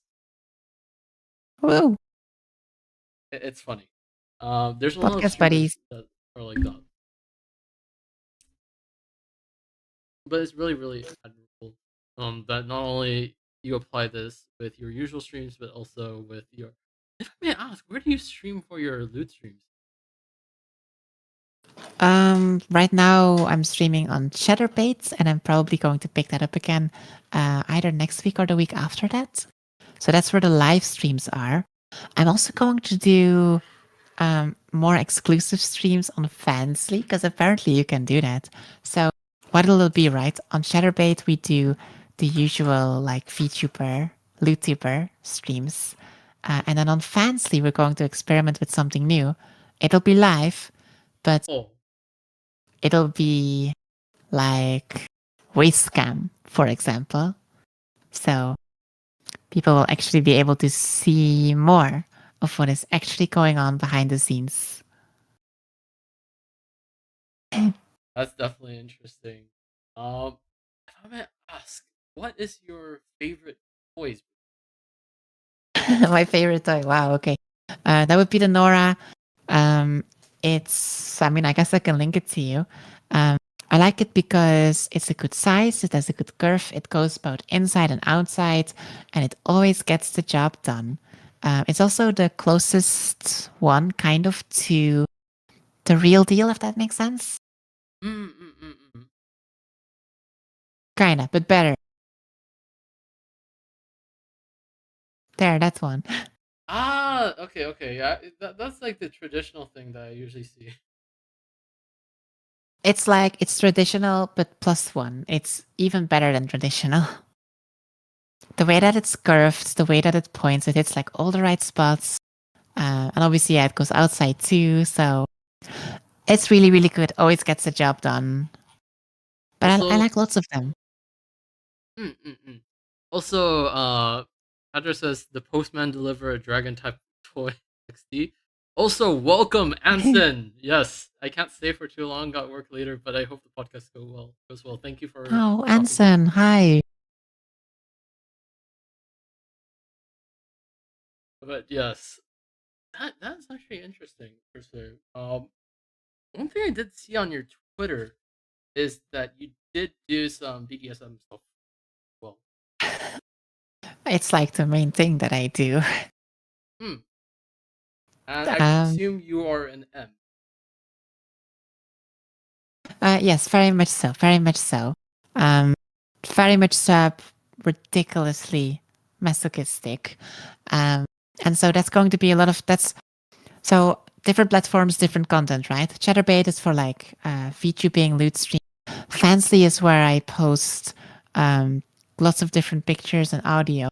And some of the real life pictures that I post, well, they're about BDSM because it's what I'm really passionate about. So, of course, I love sharing and talking about it and showing it off too. You can talk about it on the podcast. I'll give you full authority. Yeah, BDSM stuff, really, really cool. Love it. I go pretty extreme and I like taking pictures. So why not share it? In Have that some fun. case, I feel like the video might end up. Who knows? If it doesn't get, I don't care about monetization because the podcast has never been monetized. But if this ends up getting like the quote unquote, please sign in order to watch this content. Well, Oh no, I'm sorry. no, don't worry about it. Don't worry about it. It was a risk we had to take. No, most of my viewers are around my age, older. My content is usually for. It's not to say that I make lewd, lewd content, but 18 plus. Mm-hmm. We We're all you're adults not here. you're not a child. Hopefully. You're not a child podcast or a child TV show. Yeah. And I think it's like when I do my wholesome streams as well, right? So I'm just like gaming and we're talking about anime and stuff. And it's not like I'm like certainly going like, oh yeah, by the way, BDSM is amazing. But I like having it as 18 plus just so we can be nice, comfy adults. Yes. And also, Shy and Lewd is a really charming combo. I would agree with that. Oh, It's like the yeah. boy. It's strange. I know I'm really into things and I can go quite extreme, but at the same time, I'm still really, really shy about it. I don't know why. And it also means that like I'm not as good at making content as some other people are, because other people are very confident with their body and they'll do all these poses and they'll go like really like loud and vocal about it. I can't do that. I'm very soft spoken. I'm really shy. I'm not very good at like posing or anything. I think that might actually attract a different type of audience as well, though. I mean, there's definitely folks that. Well. Yeah, it's very like the stuff that I do is very real. It's like this is what actually happens. There is no staging. Like I'm really just enjoying myself. And you can watch along if you like it, I guess. That's the idea. I feel comfortable talking about it. What would you say is the most extreme you've gone in the BDSM sphere? I mean, there's so much. I've done a bunch of until the time runs out for you. No worries. Right now, since it is the 69th episode, you have my 110%. Okay, go wherever you want to go. That's a good number. Well, stop me if I ever go too far. No. I think I showed you on the document. There's quote unquote no rules. Just remember that you're live. It's designed this way because I want ultimately the guests to be able to speak their mind and so. Oh. Most important. Yeah, I guess so. I'm just like, it's like someone else's podcast. It's a YouTube channel. Like, you know what? Today is your podcast. Today is the AI's podcast.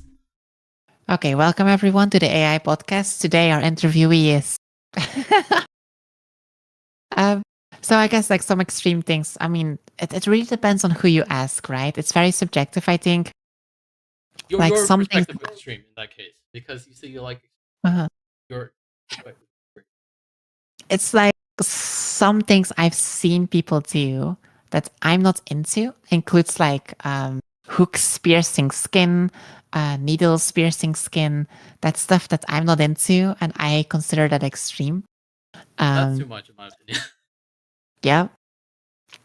some things that I don't consider extreme, but maybe someone else does, is anything with fire play, electro play, knife play, suspension, predicament bondage, very high impact play, Wait, what's anything to high do impact? with.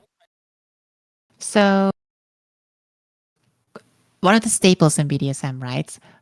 Probably the first thing you think about is like whips, crops, Yes. pedals, that kind of stuff.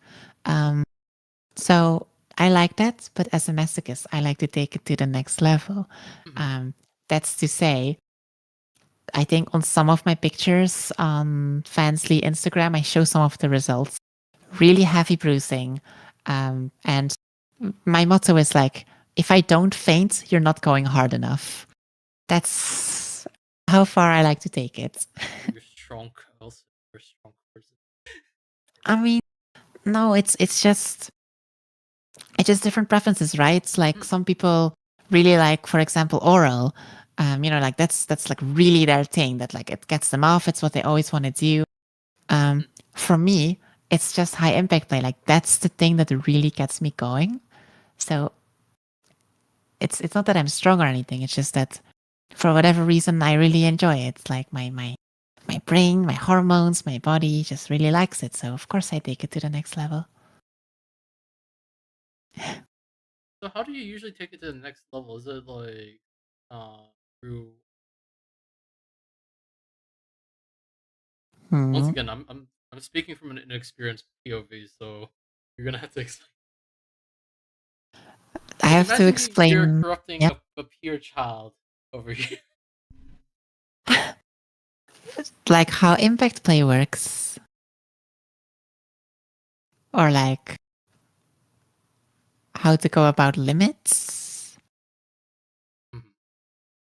So, oh dear, that is definitely quite the Like I know with explanation I limits, it's required. like there's Yeah, a safe word per se, but right. Stop me when it takes too long. But so the first thing you do, you're talking with people casually, normally for probably a very long time before you even consider any play at all. You really want to know each other and know what each other likes. And then you talk about soft limits and hard limits, not even safe words. Soft limits being things like maybe you're okay trying it for a little bit, but not too hard, not too long. Hard limits being things like you never want to do, like don't even get close to it. And then there's multiple safe words as well. There's one safe word that's just an absolute immediate stop for any reason, and then the scene immediately has to end, and care has to be taken. And then there's a softer safe word that's like, this is currently too much for me, so I want to slow down or do something else, but I still want to keep playing. So all of that's pretty important. And obviously, you talk very much about all of these different aspects and how you want a session or a scene to go. When we start, the first time you're playing with someone, you probably want to talk a lot throughout it. So there's not going to be a lot of DS involved yet. It'll be a lot of eye contact, a lot of talking like, hey, does this feel good? Do you like this? Are you okay? Hey, look at me. Like, are you still okay to continue? Like that kind of stuff. And the first time you don't take it too far. It's like a trial run, a test run usually, because you don't know how each other reacts yet, and it's a very intense thing. So people can react quite intensely, and for some people that's fine. Like for example, impact play. If it goes quite far, I might end up crying, but for me that's not a bad thing, right? Like I actually enjoy that, but someone else might not. And so it's important to kind of slowly go over these things and experiment until you really know how each other works. okay. No, that's actually Something interesting to like that. hear. I never realized that. I've actually never realized that there's that much professionality. Not saying that I Oh don't think my it's goodness. professional, but I think I didn't realize how much professionality and how much safety goes into ensuring that it is both enjoyable for each parties but also safe. Well, Of course, I've not even scratched the surface. Like, there is so much more. Like, there are so many things you need to know physically, like areas where you cannot hit because it's too dangerous to hit there. Like whip safety, safety scissors to get rid of like restraints in emergency situations, things like that. mhm. The aftercare is so crucial. There's things about sub drop and dump drop that you need to know about. Um, oh, baby, every one of these questions that you're asking me today, I could elaborate on them No, for you can talk hours. about Each it more. one. Talk about it more. Just you said, wait, what's your time limit? Because like I don't want to go too far, so to the point that you can't sleep, can't get any rest. But I do think that it's interesting for both the viewers and I to listen to this, and I think it's definitely information that folks would want to know about, but might be a bit too Mhm. shy to talk about it. I think it's interesting topics. Also, no worries, Definitely no Hadra. need to be It's shy. okay. Well, I guess what do you and the audience want to know? Um, First of all, no es un problema. Andre, your English is actually pretty good. Um, but yeah, one thing I'm curious about is like you said impact play. Is it basically like banking or whipping? Impact play is anything that impacts. It can Oh, be okay, okay, it can be spanking and whipping, yes. There can be crops and pedals and floggers, cat and nine tails. That one's pretty rare. Um, Usually, at least the way I do it, I usually get restrained in some way. I usually get shackled or tied up in some way, um, because of how intense I like to do it. hmm At some point, you start to struggle. And so it's important that the restraints are there to make sure I can't struggle too much. hmm. um, And from what I remember, wait, did you have a gag by chance? You get gagged as well, or yeah. from what I remember, Um, you have to put it in a way that you don't end up choking on it, or I mean, kinda. If you put on a gag, you have to obviously make sure that you can breathe very easily through your nose. Um, it's if you're sound of mind, it's hard to choke on it. But obviously, the way that the gag works, it stops you from swallowing, and so your saliva is going all over the place. Some people are into that. Um, it's gonna create a mess. If you're standing up, if you're laying on your side, it's just going to flow where it flows. Um, I don't use gags very often. I almost never use them on streams because, well, then I couldn't talk. And that's like one of the big kind of like things that I like to do. I like to talk. of course. Um, I don't use them very often in my real sessions because, um, especially with new people, it's important that you can communicate, that you can use the safe words, which you can't do when you're gagged. hmm Um, Also, a lot of the scenes I do are like they're public performances as well Oh, because really? yeah, because I do it in a club, right? And so a lot of people are coming to watch me do it. Um, so I want to be able to talk and kind of like talk with the audience, talk with like tease with the dominance and stuff like that. I don't mind it from time to time. I like the idea of a gag, but it's not my go-to, I suppose. You said you Yes, do it wait. at a club, if I may ask. Yeah, Is it like as a job or is it just? no, it's just for fun. I Oh, just okay. like it. That's like, I guess streaming is my job now, or Mm, it's mm. going to be again. But that's not the reason why I'm doing it. I'm doing it just because I enjoy it. And the club is the same thing. I just go there because it's fun. Um, I'm not getting paid for it or anything. It's just so happens that it's a club. There's like a big public open area, and lots of people can come watch and ask questions, and sometimes even participate. Ah. I do it privately as well. Mm-hmm. Um, Plenty of times that I just do it privately at my home, at someone else's home. But yeah, very often clubs as well. Yay, Now, if I may ask, and I'm not sure you may. if it's too private, you don't need to answer it. How did you manage being in a relationship and also going to the club, if I may ask? Um, Short answer is I didn't. um, that's the question I'm going to tackle in great detail on Monday when I return to streaming for the first time in like half a year. Mm, I'm mm, going to go in great detail about where I've been, what I've been doing, why I've been gone, and why I'm back. Um, but I guess um, I'm really into BDSM, mhm. and my partner wasn't. Um, There, I mean, once again, people yeah, have their own preferences. So, of mm, course, of course. And I don't grudge anyone that, everyone has their own preferences. Whether you like hardcore BDSM or handcuffs from time to time, or you just want to go purely vanilla or anything in between, it's all cool. mm, mm, mm.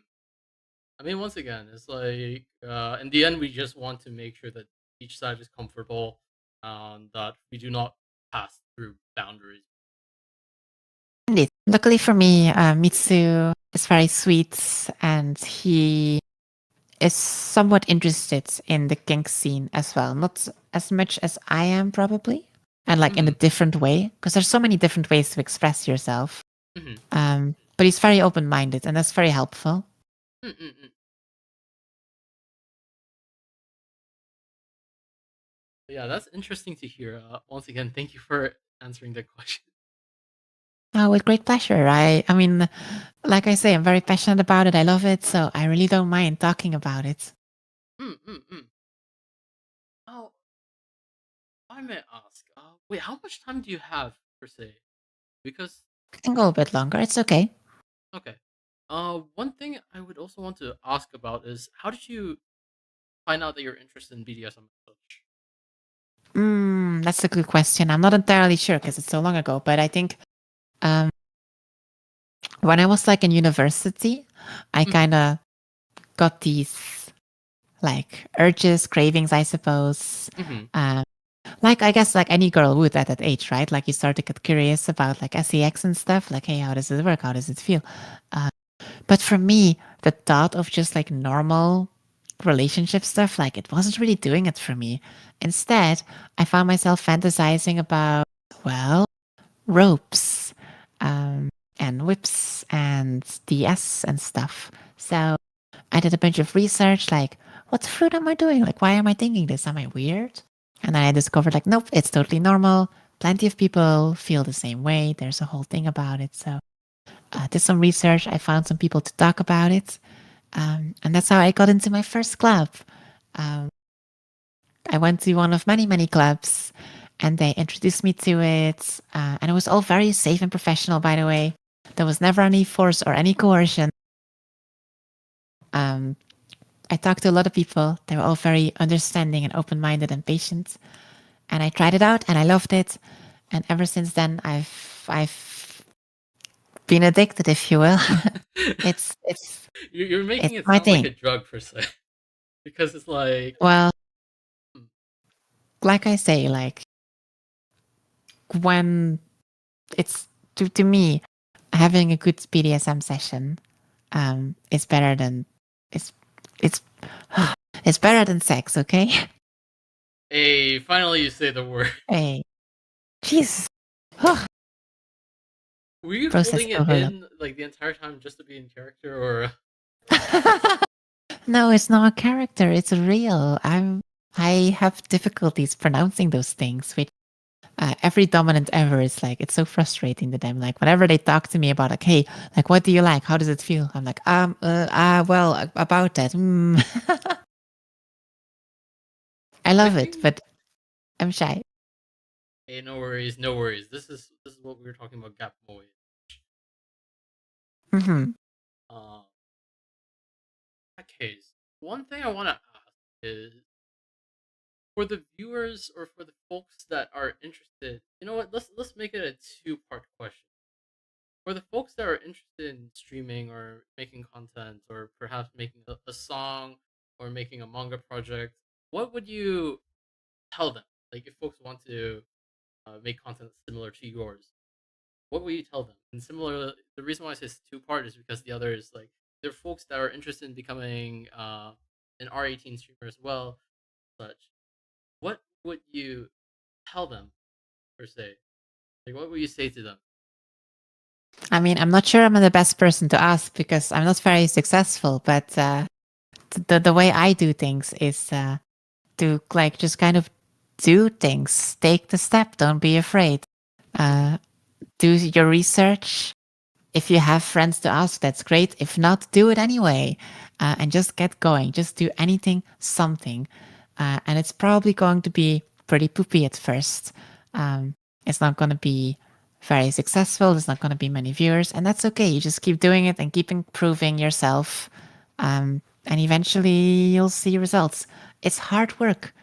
But if you're really passionate about something, then you'll always go the extra mile automatically, right? So it's not a problem. I guess just that, just do stuff and keep doing it, keep at it always. Ganbare. That's such a nice gambare. Yeah, I don't have any like. I mean, I can go like the nitty gritty of like, oh, after like everything I've learned, like you have to do like these Yeah, you go tags with it. and like, You could speak as much as you want. You don't need to hold back. You don't need to hold back. Once again, I'm operating on your time, so it's okay. It's okay. I know you're trying like to be I guess considerate, but you don't need like this is one thing I would say is definitely a charm. You're quite considerate, but do remember the podcast is about you. It isn't supposed to be like necessarily putting me in a position where I feel comfortable. Like throughout the entire podcast, I felt comfortable enough. So you don't need to worry about that. If I hey, was hesitant or like that, it's probably because it's my first time talking about these topics live. But nevertheless, it is something that I will have to learn, especially if I'm doing more podcasts. oh, you're doing great already. That's such an honor to hear. Well, I want to make sure that I don't go like too in depth, too nerdy. Oh, If I had yeah. like a I can protege tell or you're something, interested and passionate about it, so go ahead. How would I be able to ensure that the guest is able to enjoy it if they're not able to go in depth about things they're passionate about? I enjoyed. I enjoyed. Don't you worry. If I had someone that like a really close friend or someone or a family member, and they like seriously ask me like, "Hey, I need all the tips you can possibly give me on how to seriously start a proper VTubing career," I could probably give them like 1,000 tips. But at the end of the day, the main thing you will always need is passion and determination. Without that, you're never going to succeed, right? So I guess that's like the baseline of any online project, maybe any project at all. I don't know if that's a cop out, but it's true. It's true. And like, obviously, it really helps if you are naturally talented at something, or if you have like a big following already, or you have a nice voice, or you have like lots of finances that you can throw at it. But yeah, the most important thing. already has a nice voice. Oh, thank you. That's very nice of you to say. Well, I had to pull that character out. I do think I have somewhere. I have a couple of Oni-chan voice lines. Sorry, but I'm not into that. but but yeah, I would say that your voice is quite relaxing. I think that folks would describe it as like a relaxing voice to listen to. I have been told that people fall asleep to it, which is why I started doing ASMR. Yeah, Because I guess I might as well play into it. 1, 2, 3, 4, 5, 6, I don't know very much about ASMR. I didn't know I liked it until I tried it. Try everything once. If you're switching cameras, be careful. But yeah, I guess given that my voice is the way it is, I might as well kind of lean into it, I suppose. And so I have a couple of ASMR things. I've got a special ASMR microphone, and I hope to do more. I hope to practice so I get lots better at it. You know, the usual stuff. By the way, sorry for mentioning it again. You disappeared on the Ichini San OBS. Shiko. And I think you had like the 2-part question, right? Like, what kind of tips would I give for someone who wants to get into R18 stuff? Yep. Also, I just mentioned that your model disappeared. You became invisible. In which case, Can you hear me? assuming everything is still working. Let me double check. Your model is not there. Oh, have I lost you? Wait, can you not hear me? Did my audio borked?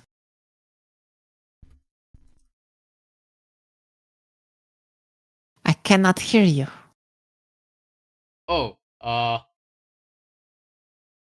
But hopefully you can still hear me and the chat can still hear me. I don't know. Uh-oh. Uh-oh.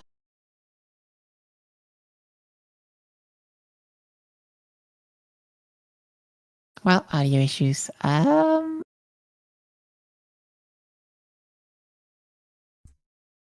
Maybe. okay. Let me quickly I guess leave so. and rejoin. Maybe. Long enough. Time out. Hello. Can you hear me? I can try rejoin Discord as well.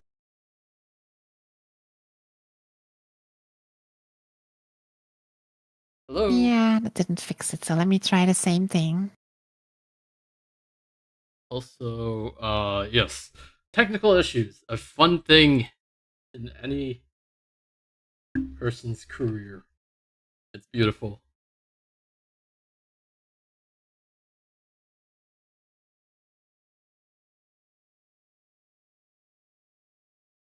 But yes, don't worry about. Yeah. You can hear Izumi. The thing is, at the moment, Izumi is gone from the screen. Plus, she can't hear me.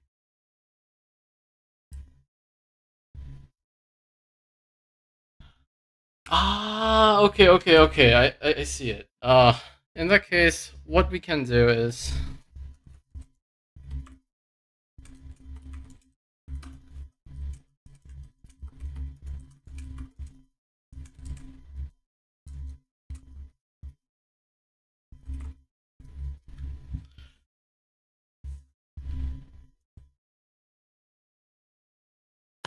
Can you try say something now? Hello, can you hear me? Hey, yes, there we are. The bar is green again. But yes, your model is not. Oh my god, why did my mic go red there? Your model is not on. Huh. Like your model disappeared. I'm not sure what happened. But I was slightly concerned that your IRL, your live 3D model would show up. That is entirely impossible. But okay, if that's the case, that'll ideally, be safe. That's safe. I don't want to dox anyone. uh-huh. That's not the goal of 69th episode of the Unnamed Podcast. We're not trying to, like, there's a reason why we are unnamed, and there's a reason why there's no title. We are here for other nefarious purposes. Yes. We're here for suspects, or as they like to say, sus purposes. Nice. I can do that too, but I'm too lazy to. No need to worry. It's just me turning setting on my mic. My mic actually has an echo, so I just need to turn the knob. Echo. Oh, you're so fancy. I have to use software and everything. The thing is, my tripod is broken, so you can legit see duct tape around the legs. I mean, to be fair, most of my house consists of duct tape. It's all like pasted together, coupled together. Duct tape is beautiful. Duct tape It is. My duct tape has ducks on it. Hmm? My duct tape has ducks on it. It's duck tape. You should see my main account. This is actually my alt, but my main Discord account currently is a duck as a profile. R18 alt. Huh? I see how it is. Hmm? This is your R18 alt, of course. Yeah. We all need one of those. Of course, of course. Yeah. Yeah. Let's go with it because it's episode 69. It's the So then two things. Hmm? First of all, like model wise, like what do we do? Do we continue without a model? Like, do you see anything? I don't know. I don't see anything. Mm-hmm. Let me see if I could. It. Yeah, because on my end it's all working, so, and I'm loath to make any changes. When we're live anyway, because I can't control much from here. Maybe we can try a refresh. If not, question mark. I could throw you a PNG. Wait, how does one refresh on OBS again? I don't know. F5, F5. Right Let's try click. Control R.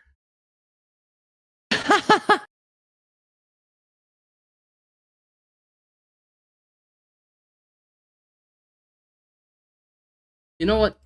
Okay, just wait. Let me just put this here. I will Yeah. use what I use to refresh my chat. I will use Google.com. You know what? No. Google's my Let's best actually friend. let's actually promote right now. Hey, Which site would you promotions. like yours to be promoted? I have to choose one. You could choose any link. You just need to give me a link of yours, and then we'll promote it as a way to refresh your OBS. Love ends. No. I guess if I'm gonna be given that it's the 69, I guess I should do the Chatterbait one. You drop the link.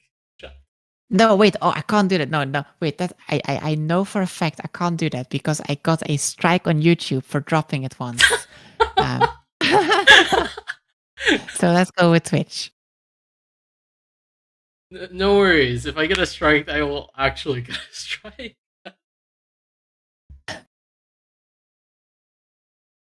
There you go. You can find me on twitch.tv/Izumi_Airi. I'm going to be spending a lot of time on there doing all the cool streams about the Meta Monday, anime, gaming, reactions, drawing challenges, all of that kind of stuff. And if you see me on there, I will inevitably talk about the loot side of things. Okay, I should probably. Yeah. Okay, yeah. Okay. It's playing right now. Yes. As you can see, it says cute twice. Because I didn't make that. Don't believe it. Don't believe it. Your intro is playing on this. You know what? I'll let it play out.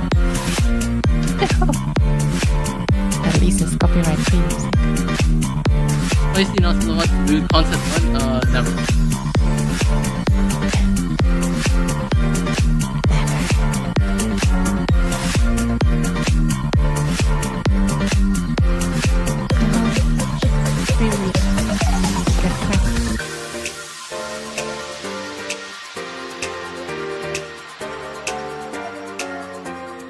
I love how I tried to refresh and we end up promoting from a really bad view your intro. Thanks, I love it. Oh Scuff my god. is my other middle name, and so the scuffier it is, the better. No worries. That's the same for us. Sweet. And hey, this is a Oh, pretty so that's good how you warm-up. refresh it. There's legit a refresh button. Of course there is a refresh button. Oh, and then okay. Now there's a black box around you, but you're back. I love black boxes around me. Okay. Just wait. I have to crop it. It's kind of warm in here, ain't it? I probably should have taken my jacket off long ago. No worries.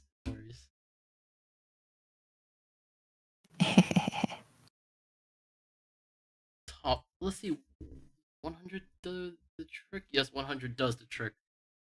Uh, this. I should probably get rid of the black box. You can do it. Yes, you can. Thanks for the cheer.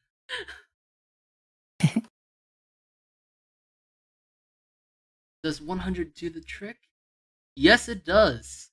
Yes, it does. Woo! Okay, now it's all set. And this is called the power of promoting Izumi Airi. Yes. The power of promoting. It breaks things, it fixes things. I take it and give it and take it again. I don't know. This is why whenever you guys, you know, to be honest, it'll be funny if I actually did promote your Chatterbait instead.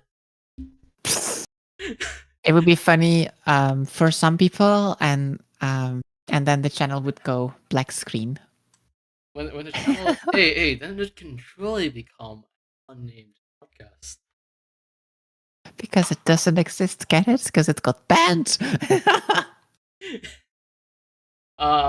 Yeah.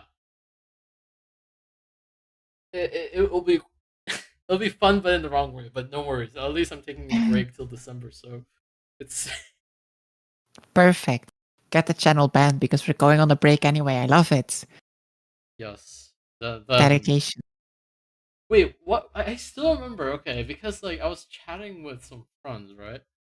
And then I remember that there was one thing about like YouTube and Twitch getting most of the earnings from streamers, but then I believe Pornhub and Chatterbait had probably the better ones per se. Like Like how the split works or what? Yeah, they don't lose that much. Content creators don't. They don't take much from content creators, if I remember correctly. Well, Twitch takes 50% of all sub income. I think they take like 20-30% from all cheers. Twitch gives ad revenue, but it's like abysmally small. On Pornhub, there is no monetization there at the moment because of credit card companies don't like to be affiliated with them. There's still They're ad revenue. Canadian company though. I don't know why. That's just how it is. Also, I like how you call it prawn. I've been saying the name straightforward. Prawns. I like fish. Prawns are delicious though, to be honest. Yeah, they are. Beef is the reason why I'm not a vegetarian. Squid is good. Squid is We're back delicious. to food now. They do have ad revenue, and because of how popular, those kinds of activities are, the ad revenue is a lot better than Twitch.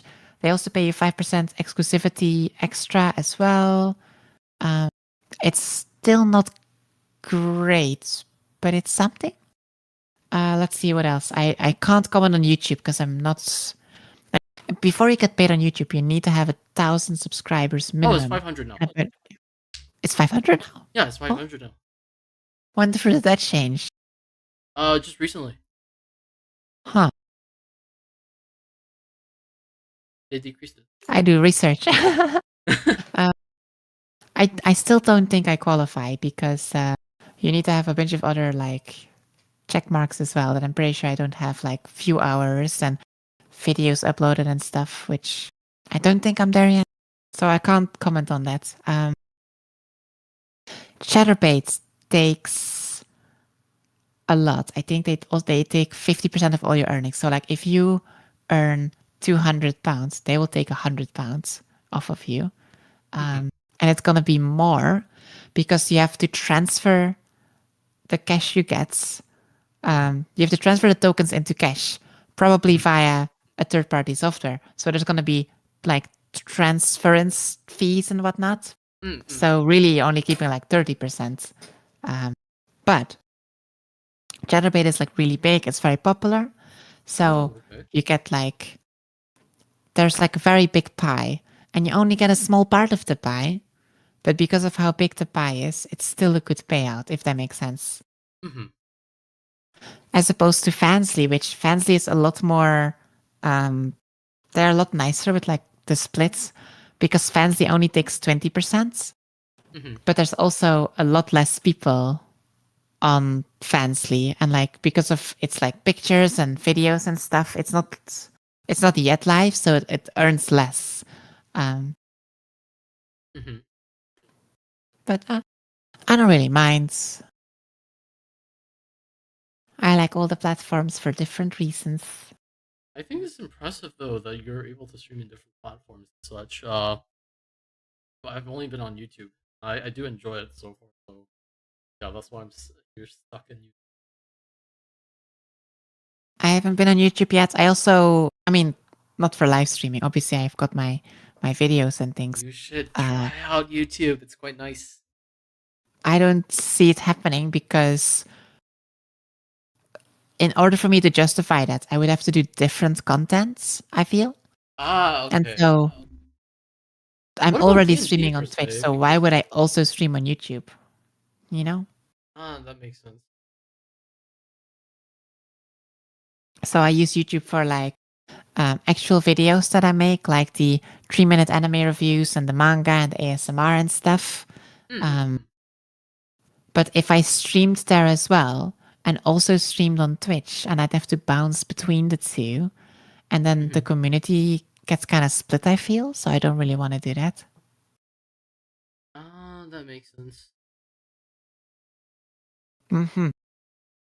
So yeah, for me to go on a different platform, it would have to be different content. So YouTube for videos, Twitch for, live streaming, Chatterbait for the loot stuff, Fansly is for pictures and whatnot. Everything has a purpose. Yeah. And the prawn is for VODs, right? Yeah, thoughts. Wait, are you by chance are you verified on the prawn? Yeah. Of course. It's an honor. You're the first verified prawn I've ever met. I am a verified fish. Yes. Yeah. Yeah. It's still It's for nice. VODs, but there's a few pictures on there just to kind of like tease, I suppose, and show people what they can expect. Because I do remember while chatting with a friend, he was saying that on the prawn you could actually watch anime on there. Yeah. I mean, hentai, I guess. No, not hentai. Actual like Just plain anime. Like legit as in JoJo's is in there from what I heard.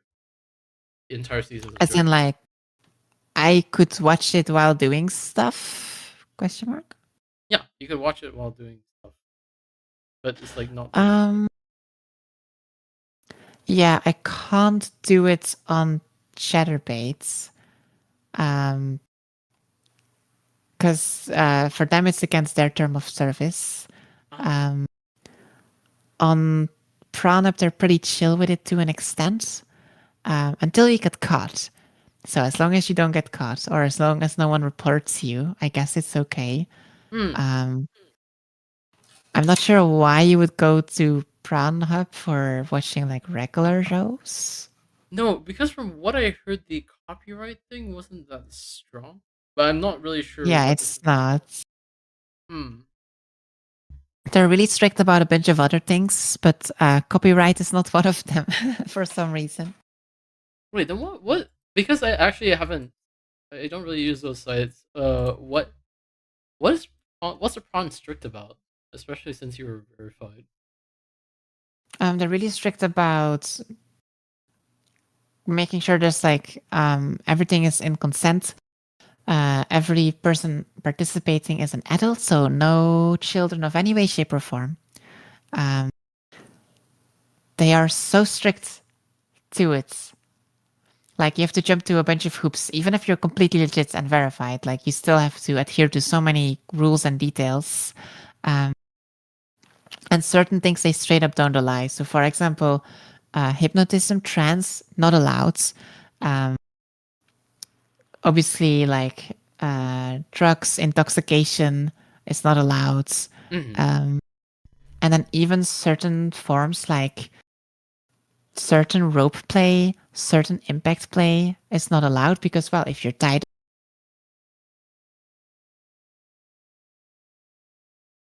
which is a shame because I think that's kind of like a big draw and like that's kind of like a big thing, but yeah.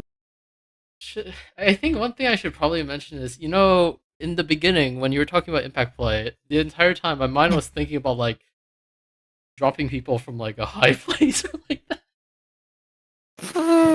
But That's the type of impact I was thinking about. yeah, And I no, was like, not you, that, you, not you that. like to be dropped from places, right? Is that what you're is that what you're into? Like being tied up and then just drop? I am into being tied up and being lifted off the ground. Mm-hmm. But ideally, I get dropped safely and slowly. But that isn't impact. There's no impact in that.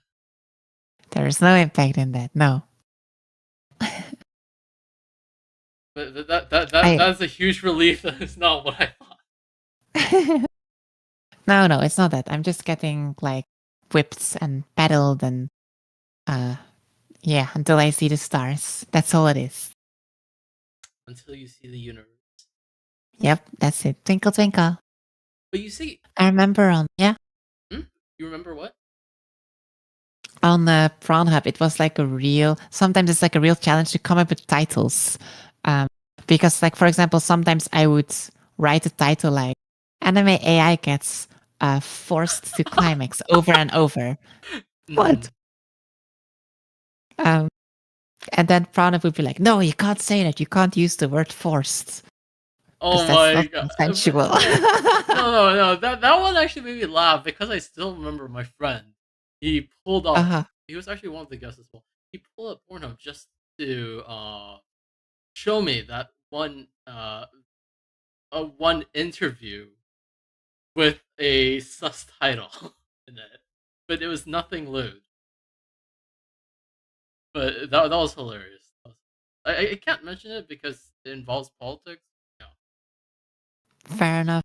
Yeah, definitely. Titling is a challenge. It's like a mini game on Prawn Hub. But you do play around with like the uh quote unquote meme titles, right? I mean, you try when possible. In that case, I'll say it's peak content coming up with those titles. Half of the content is the title. We try our best. Well, in that case, I feel like I'm not trying hard enough because my title is legit nothing. So Perfect. I mean, there's this one YouTube channel that has like no name that was and the all their inspiration, content actually. has no name. Really? That Yeah, one? because I was trying to The see one with how the I could music do it. videos. I was even trying to change like my name to just like nothing, but Google accounts didn't let me do that, so I'm able to. Other than that, You'll just have to remain unnamed for now. I have to remain named for now. Ah, sanene. Too bad. But I do love how you could do a live stream with like no title, so that was quite fun. I guess so. I guess, yeah, coming up with titles. I already know like the next 30 titles I'm going to be doing. Planning. That anime AI gets destroyed by something. Or... But it's probably not consensual to get destroyed, so that's probably not allowed. It's probably not consensual to like Gets destroyed watch anime, so consensually. In that case, make sure you write consensual. If you spam consensual, maybe that's a trick. With yeah, it's just consent, everything you do, like brackets consensual, by the way. yes. Unnamed podcast in brackets consensual, by the way. It's like the no chromo meme, but just consensual. Of course, of course. Now, one thing I'm curious is where did you get like the numbers 99% wholesome and 1% question mark question mark question mark? Well, because 99 plus 1 is 100. No, no, I Um, know. But like, where did you get the 99 and the one from? Is it like most content is? I mean, that's exactly what it is, right? Like 99% of the time, I'm just really like just wholesome and I'm just talking about anime and gaming and stuff. Um, most of the time, that's my mindset and that's how I am. But then 1% of the time, that's when I get like really deviant, like really, really, really deviant. And Hmm. so I think it's like a nice, I don't know English words, contrast, I suppose. Um, because a lot of streamers are like, they're either like really wholesome, like that's all they do, or they're like super lewd. They talk about like boobs all the time. I don't do that. Um, I am both in different ways, I guess, if that makes sense. Hmm. You should. 99% it's very, very chill. And then like when I am on Chatterbait, like I am, I don't do it often, but when I do, I go ham. Kinda. I should probably show you a meme. Because I just remembered technically on a previous episode, a guest actually gave me this. So since you actually do, you are Fan. included.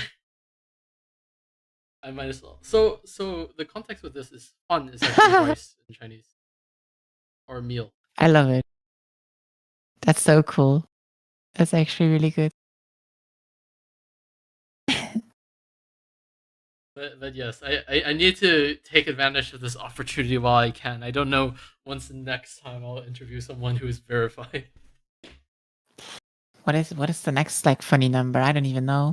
No, that's the thing because like with 69, I already knew like from the beginning. Ideally, I find someone that makes content in that sphere. But Lucky yeah, I was really fortunate to have you. To be honest, Project Melody wasn't available. no, I actually didn't reach out. I was considering, but didn't reach. I mean, technically, the goal for now is well, since we already hit 69, I think the next goal would probably be 100, but that will come in a while. I still have no Mhm. idea which guests to interview, but of course, right now, this episode, I want to make sure that you're able to learn more about you as well, which was really, really interesting, to be honest. I shouldn't talk about the podcast. It's like breaking the fourth wall. Fourth wall breaking. How could you? Heresy. Yes, I would never do that. Never. yes. Well, I mean, someone did make a video about parasocial relationships, so hmm, Oh yeah, it's something I've talked about too. Interesting concept. no worries. I love talking about like see I have this thing like that I do on Mondays, the Meta Mondays, where I usually talk about like some kind of controversial or like interesting topic. And that's one of them. If you still have time, because I know that we're going 2 hours 30 and 30 past midnight for your time. If you want, you could actually talk about a controversial topic before we end. Like what? What topic is really controversial that you would like to talk about? Usually I don't let the guests do this, but 69, so we'll be safe. Feed me stuff, prompt me things. I don't know. Especially if it has to be like 69 stuff. It just kind of depends what you and your guests are curious about. I don't really know anything controversial. Um, Feed me. huh? Feed me input and I give you output. Okay, okay. Is there anything controversial that you've seen so far within the YouTuber sphere that you would want to talk about? uh, Anything controversial I've seen in the VTuber sphere. Also keeping into account I've been on a hiatus for like half a year. Don't It's worry, crazy. it's the same for me. Wait, yeah, okay, yeah. I just realized the gap between Mm. episode 67 and 68 was like 7 months. But then I did, to be Oh, fair, I did an 8 hour plus podcast for episode 68. wow. They wanted to break the Let's not do record. that. Yeah. I'm not. I was really tired by the end. No kidding. Like, my I don't mind endurance going a limit. little overtime, but 8 hours, what the fruit? No, it's because here's the thing, right? The one that Yeah, sent me the picture just sent, that one broke the yeah. solo record like 4 hours 55 minutes. They can go for 5 hours, so we just stopped at 4 hours 50 something. And Fair. then the previous guest, that the previous record holder, she was like, "Oh, I want to break the record again because um yeah, she wanted to break the record, but because I don't plan on re-inviting folks until after I pass episode 100, I was like, you know what, sure. Since the next guest has the same model, next guest being episode 68, sorry about that, guest has the same model parent as her, I'll let her be like a co-host. And then I asked, will you be okay with going past? And at first it was planned 6 hours, 5, 6 hours. But surprisingly, Then we it was reached 8. 8. Incredible. See, I have this thing where um I'm very passionate about the things I do, make no mistake. Mhm. But um I am a very low energy person. I wish it wasn't the case because inside I feel so bubbly, but outside physically not capable of going for very long, which is another reason why my streams are kind of short. Like it's 1 to 2 hours for the loot stuff. It's usually only 3 hours for my normal gaming streams. And one time I did a marathon, right? And the longest I could go was 6 hours. And then I was like, nope, that's it. I can't do it anymore. The longest I've done was 8 hours 30 something. That was on a fundraiser stream Oh, for my I've event. I've been on a fundraiser recently, 24 hours, and I literally crashed. At some point, I just fell asleep. I mean, I can't do it. That's the reason why I can't do 24 hours, Yeah. because my I get you. Like, I don't really think I'm a bubbly person, but as extroverted as I am, I'm an introverted extrovert. Put it bluntly, Mm. uh, I'm comfortable around close friends and such. But Oh yeah. legit, to ask me to stream solo, it's gonna be hard. Like the one time I was thinking, you know what, let's debut, let's try to do 1 hour, 2 hours. I could only manage 30 some minutes. This was my first. Oh yeah. Yeah. My first streams were like that as well. They were 1 hour, and then I started building up slowly, and so I ended up at 3 hours. Was kind of what I was comfortable with. I hope to push my limits again now that I'm back or going to be back better. But yeah, we'll see where that goes. Um, And yeah, Now, I definitely feel you with the friends and stuff. I'm one of those people that when I'm really comfortable and really close, I'll open up and I'll talk a lot and have a great time. But it's gonna take some time getting there. And before that point, I'm gonna be super shy and stuttering and whatnot. hey, why then in the case, why did I miss out on that opportunity? I didn't see any super shot. The well, it does help that um like I'm still a little shy. Obviously, I'm still a little Mhm. stuttery and thinking of No, things you're to say. completely fine during this episode. No, And even prior to the podcast, all the chatting, like you've been completely friendly, completely fine. You didn't appear I as though try, I that try. this is. It has helped all the streaming stuff because when I just started, I barely said anything. I was mumbling all the time. Um, I was really I don't know, scared is not the right word. Um, but after streaming for a couple of months, it does help to kind of get you out of your shell a little bit. Happy to say. It really is interesting, but most importantly, one thing I'm actually curious about, right, is when is your re-debut or your re-debut happening? Yes. I'm not really abusing. It's not like I have a new model or anything, Well, but debut or return per se. yes. I will be coming back this Monday. at long last. We're going to start with an amazing, super long, extra extended Meta Monday, where I will talk in great detail about what I've been up to in the last 6 months. The reason why I'm gone, the reason why I'm back, big projects I've been doing, all the BDSM stuff, all the relationship stuff, all of that. And from then on, we'll resume the usual activities at long last. I'm gonna be so happy to be back finally.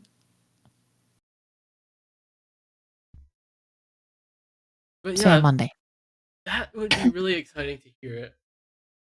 Especially the new content. And also, if I remember correctly, you also said that you have several covers planned or a cover plan. Cover, as in Idol cover, song cover. Are you covering Idol? a sound cover. Oh, right, yes. So, yeah, like obviously I want to be a singer, and so I practice a lot. And so, the best way to practice is to do, right?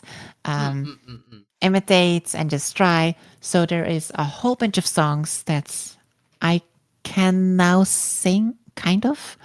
I don't know if I can sing them well, but I know the lyrics and I can kind of do the notes and stuff.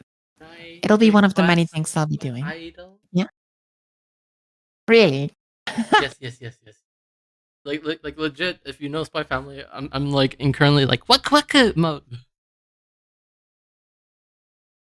I can't do Spy Family. No, you don't need to do Spy Family. I'm just saying like I'm currently in Anya's Waku Waku. I guess I can give like a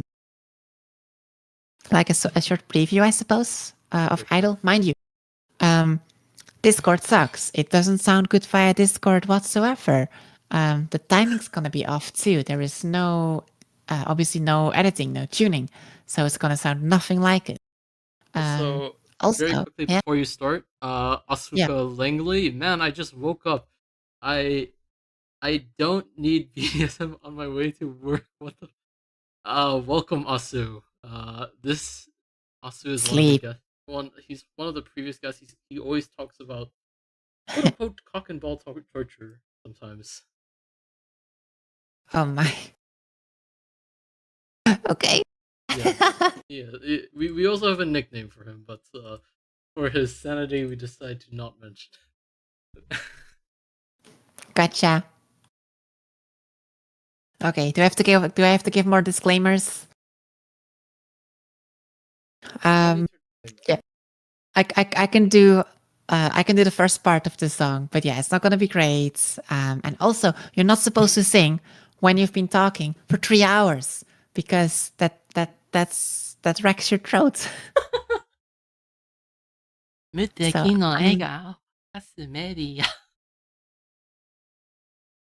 all right. Good to go without music. This is gonna be great. No worries. Hopefully, I'll try hopefully to push the duck part of Idol as well.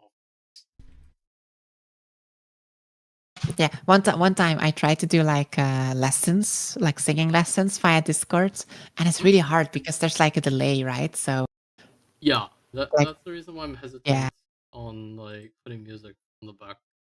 Yeah, it's really hard.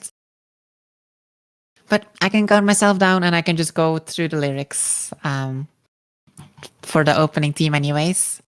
Yeah. In 5.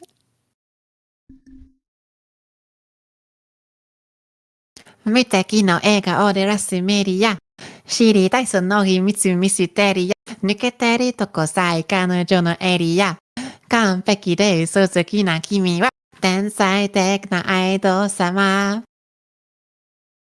And there's more. Kyo nani tabeta? Suki na hon wa asobi ni iku nara doko ni iku no? Nani mo tabete nai, sore wa nai sho. 何を聞かれてものらりくらりそう淡々とだけどさんさんと見えそうで見えない秘密は道の愛あれもないないないこれもないないない好きなタイプは相手はさ答えた誰かを好きになることなんて私わからなくてさ嘘か本当か知りやないそんな言葉にまた一人落ちる。また好きにさせる。誰もが目奪われていく。君は完璧で究極の愛だ。この臨在現れない。一番星の生まれ変わり。ああ、その笑顔で愛してるで誰も彼も虜にしていく。その瞳が、その言葉が嘘でもそれは完全な愛。And that's the intro. Ah! Pachi, pachi, pachi. Quite I am nice. dead. That was so bad. Do you want me to go with the typical traditional Japanese route, or do you want me to go with the American bully route? Oh, do American, do American. Someone's a bit honest. When someone's honest, you better not give them what they want.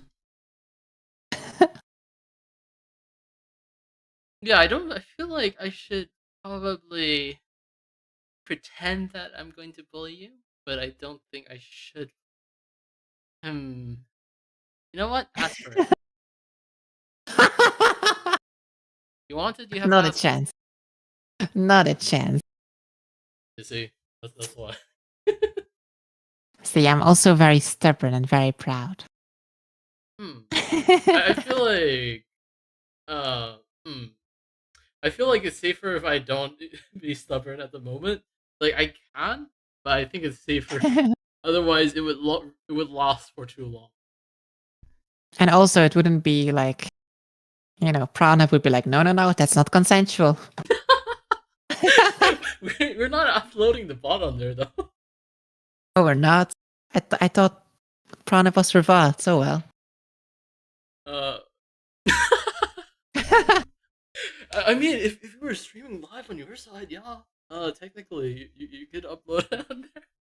And then it'll be my debut, I guess. No, we'd have to verify that, blah, blah, blah. Contents. Anson would get his wish.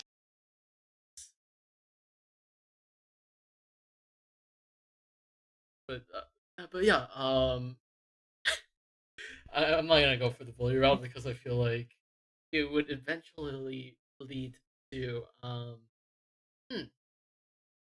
Loot stuff. Breaking the prawns terms and conditions. Even though we were on YouTube. Breaking the YouTube terms and conditions. Hopefully we're not breaking YouTube terms. Find out tomorrow. How exciting. Find out tomorrow with a, by the way, your stream has been age Hashtag worth. But yes, in that case, also keeping consideration of your time, would you like to self-promote yourself? Please definitely do tell folks where we could see your content, any plans for content, or anything you want to even say in general. You can't make me self-promote. You can't force me. You don't have an option. But Prana, please certainly. I mean, not that we haven't done it already, but into the tags. My break for self-promotion. Too good. But yeah, I guess I am gonna be back to streaming. Yeah, if you maybe are interested in, I guess like harder games, drawing challenges, singing, Meta Mondays, controversial topics, and of course loot stuff. I'm going to restart finally for the first time in a long time on Mondays. I'm gonna be streaming probably Monday, Thursday, and Friday. Probably more. Probably for longer. All of that and more. Definitely looking forward to that. Also, someone has a question. Yay. Please. One question. Is being dominant a good way to keep a woman with you? What? I guess the short answer is no. The long answer is like it really depends on the dynamics between each other. Like obviously when I'm participating in BDSM stuff, I like for my play partner to be dominant. I am not sure for my romantic partner. I don't think I would want them to be dominant because with a romantic partner, I want to do like other stuff, lovey-dovey stuff, responsible people stuff. I want to go to the cinema and I want to travel together. I want to watch anime together. So for them, I probably would not want them to be dominant. So it really just depends on the people and like what kind of play that you are interested in, that you engage in. For me, I don't think it will work long term. I like it for playing, but not more than that. And I know that my friend, because my friend usually has a tradition that he asks. So for tradition purposes, I might as well ask for him. Uh, by Uh chance, are you huh. familiar with Elder Scrolls, the series? Never heard of it. In that case, this question will make absolutely no sense to you. You actually believe that? Uh, no, no. Come on. So Come so on. basically, usually on every podcast that he can join, he would always ask, "Do you believe Argonians deserve rights?" Hmm. Well, I'm quickly typing Argonians into Google. Quote unquote lizard Oh, people that they're the reptiles. I love reptiles. They can be warm or cold and they've got these long tongues. Reptiles are great. See, when I was making like my VTuber self, right? It was the choice of being Airi Izumi or Airi Gator, which is like an that is alligator. But interesting. it's also not true. I'm pulling your leg again, but Oh my god. Wait, at least you get to see how gullible I can be at times. So I'm getting so many gullible points. I love it. you got one This is the gullible one point power. only. It's the one power gifted to Izumi Airi, okay? And that's to make terrible jokes Being fantastic. with faint sincerity. So here with Elder Scrolls, right? I'm pulling a U thing where like I know about it. I know about Oblivion and Skyrim, and I know about the online game and whatnot. Yeah. I don't know much more, but I know a little bit about like the dragons and all that stuff, Mhm, and about the Khajiit. You know, I mhm.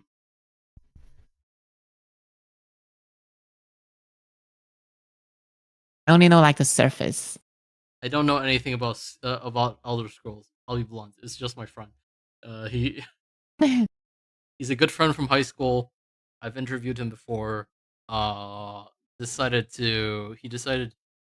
to make it a thing where every episode he asks the guest if they believe Argonians deserve rights or not. Sometimes the guests be like, "Is this a scammer?" Or like, "No, it's just my high school."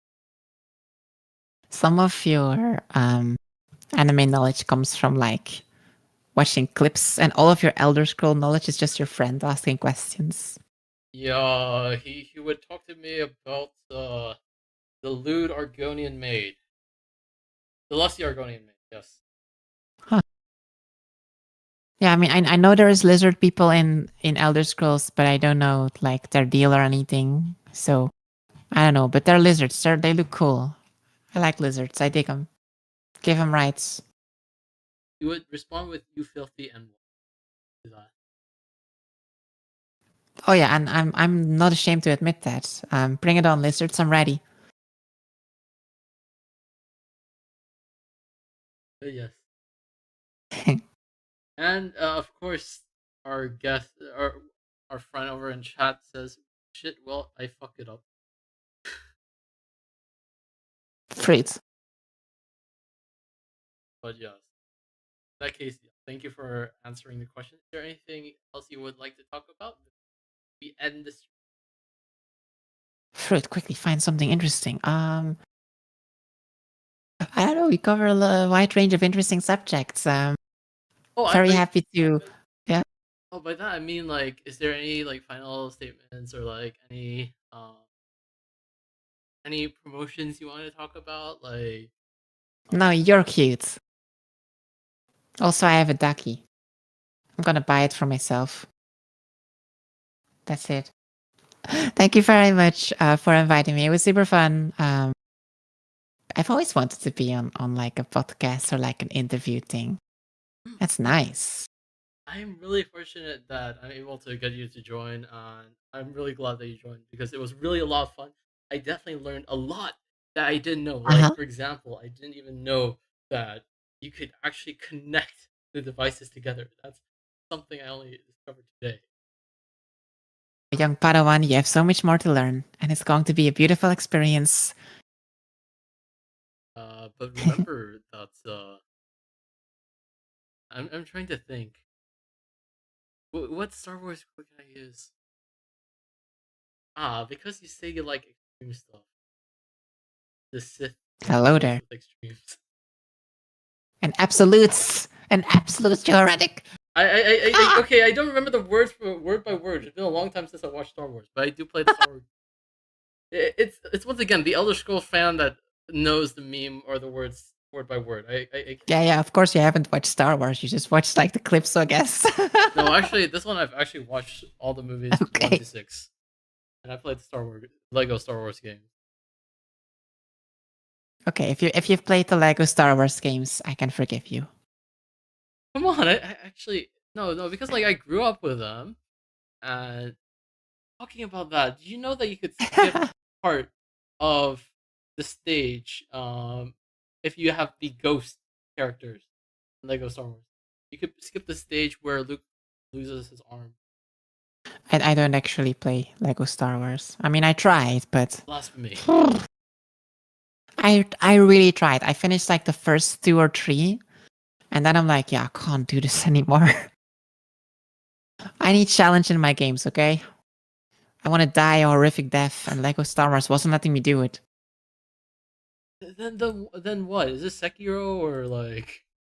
Yeah, that's the stuff. That's the stuff. Remember, I'm a masochist, so Yeah, I'm sure we let me made die that 20 clear times. the entire time. I think that's Sekiro, why you Dark talked about Souls, let's McDonald's. go. McDonald's, let's go.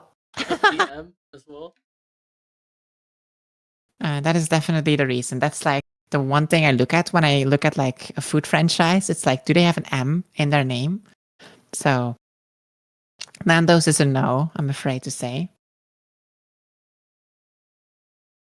Big turn on McDonald's. That's a joke, by the way. Just, Definitely. Once again, thank you very much for thank joining. you. I'm not gonna keep you up too late because well I did, but there's I'm not gonna do the crime I already committed. do the crime. Just go for it. Exactly. That's the advice, right? Feel passionate and just go for it. Just do it and see what happens. And you got me a little longer. Yeah, thank you so much for inviting me. It was super fun. Really happy to be here. I'm afraid I didn't get to like see the chat and interact directly, but I'm very happy to have done it indirectly through yourself, answering some questions. Always happy to do so. And I'm happy to answer more questions later on if you like or anyone else in chat likes. I'm always up for a chat on Discord. And that's it. Thank you very much. It was wonderful. All right. Thank you. And with that, I should probably also mention I wouldn't be streaming for a while because I'll be moving places, but I'll be back probably December. And if not that, during the summer next year, don't worry about it. I'll still be active somehow. But anyways, take it easy, everyone. See you next time. Bye bye. Minasan, bye bye.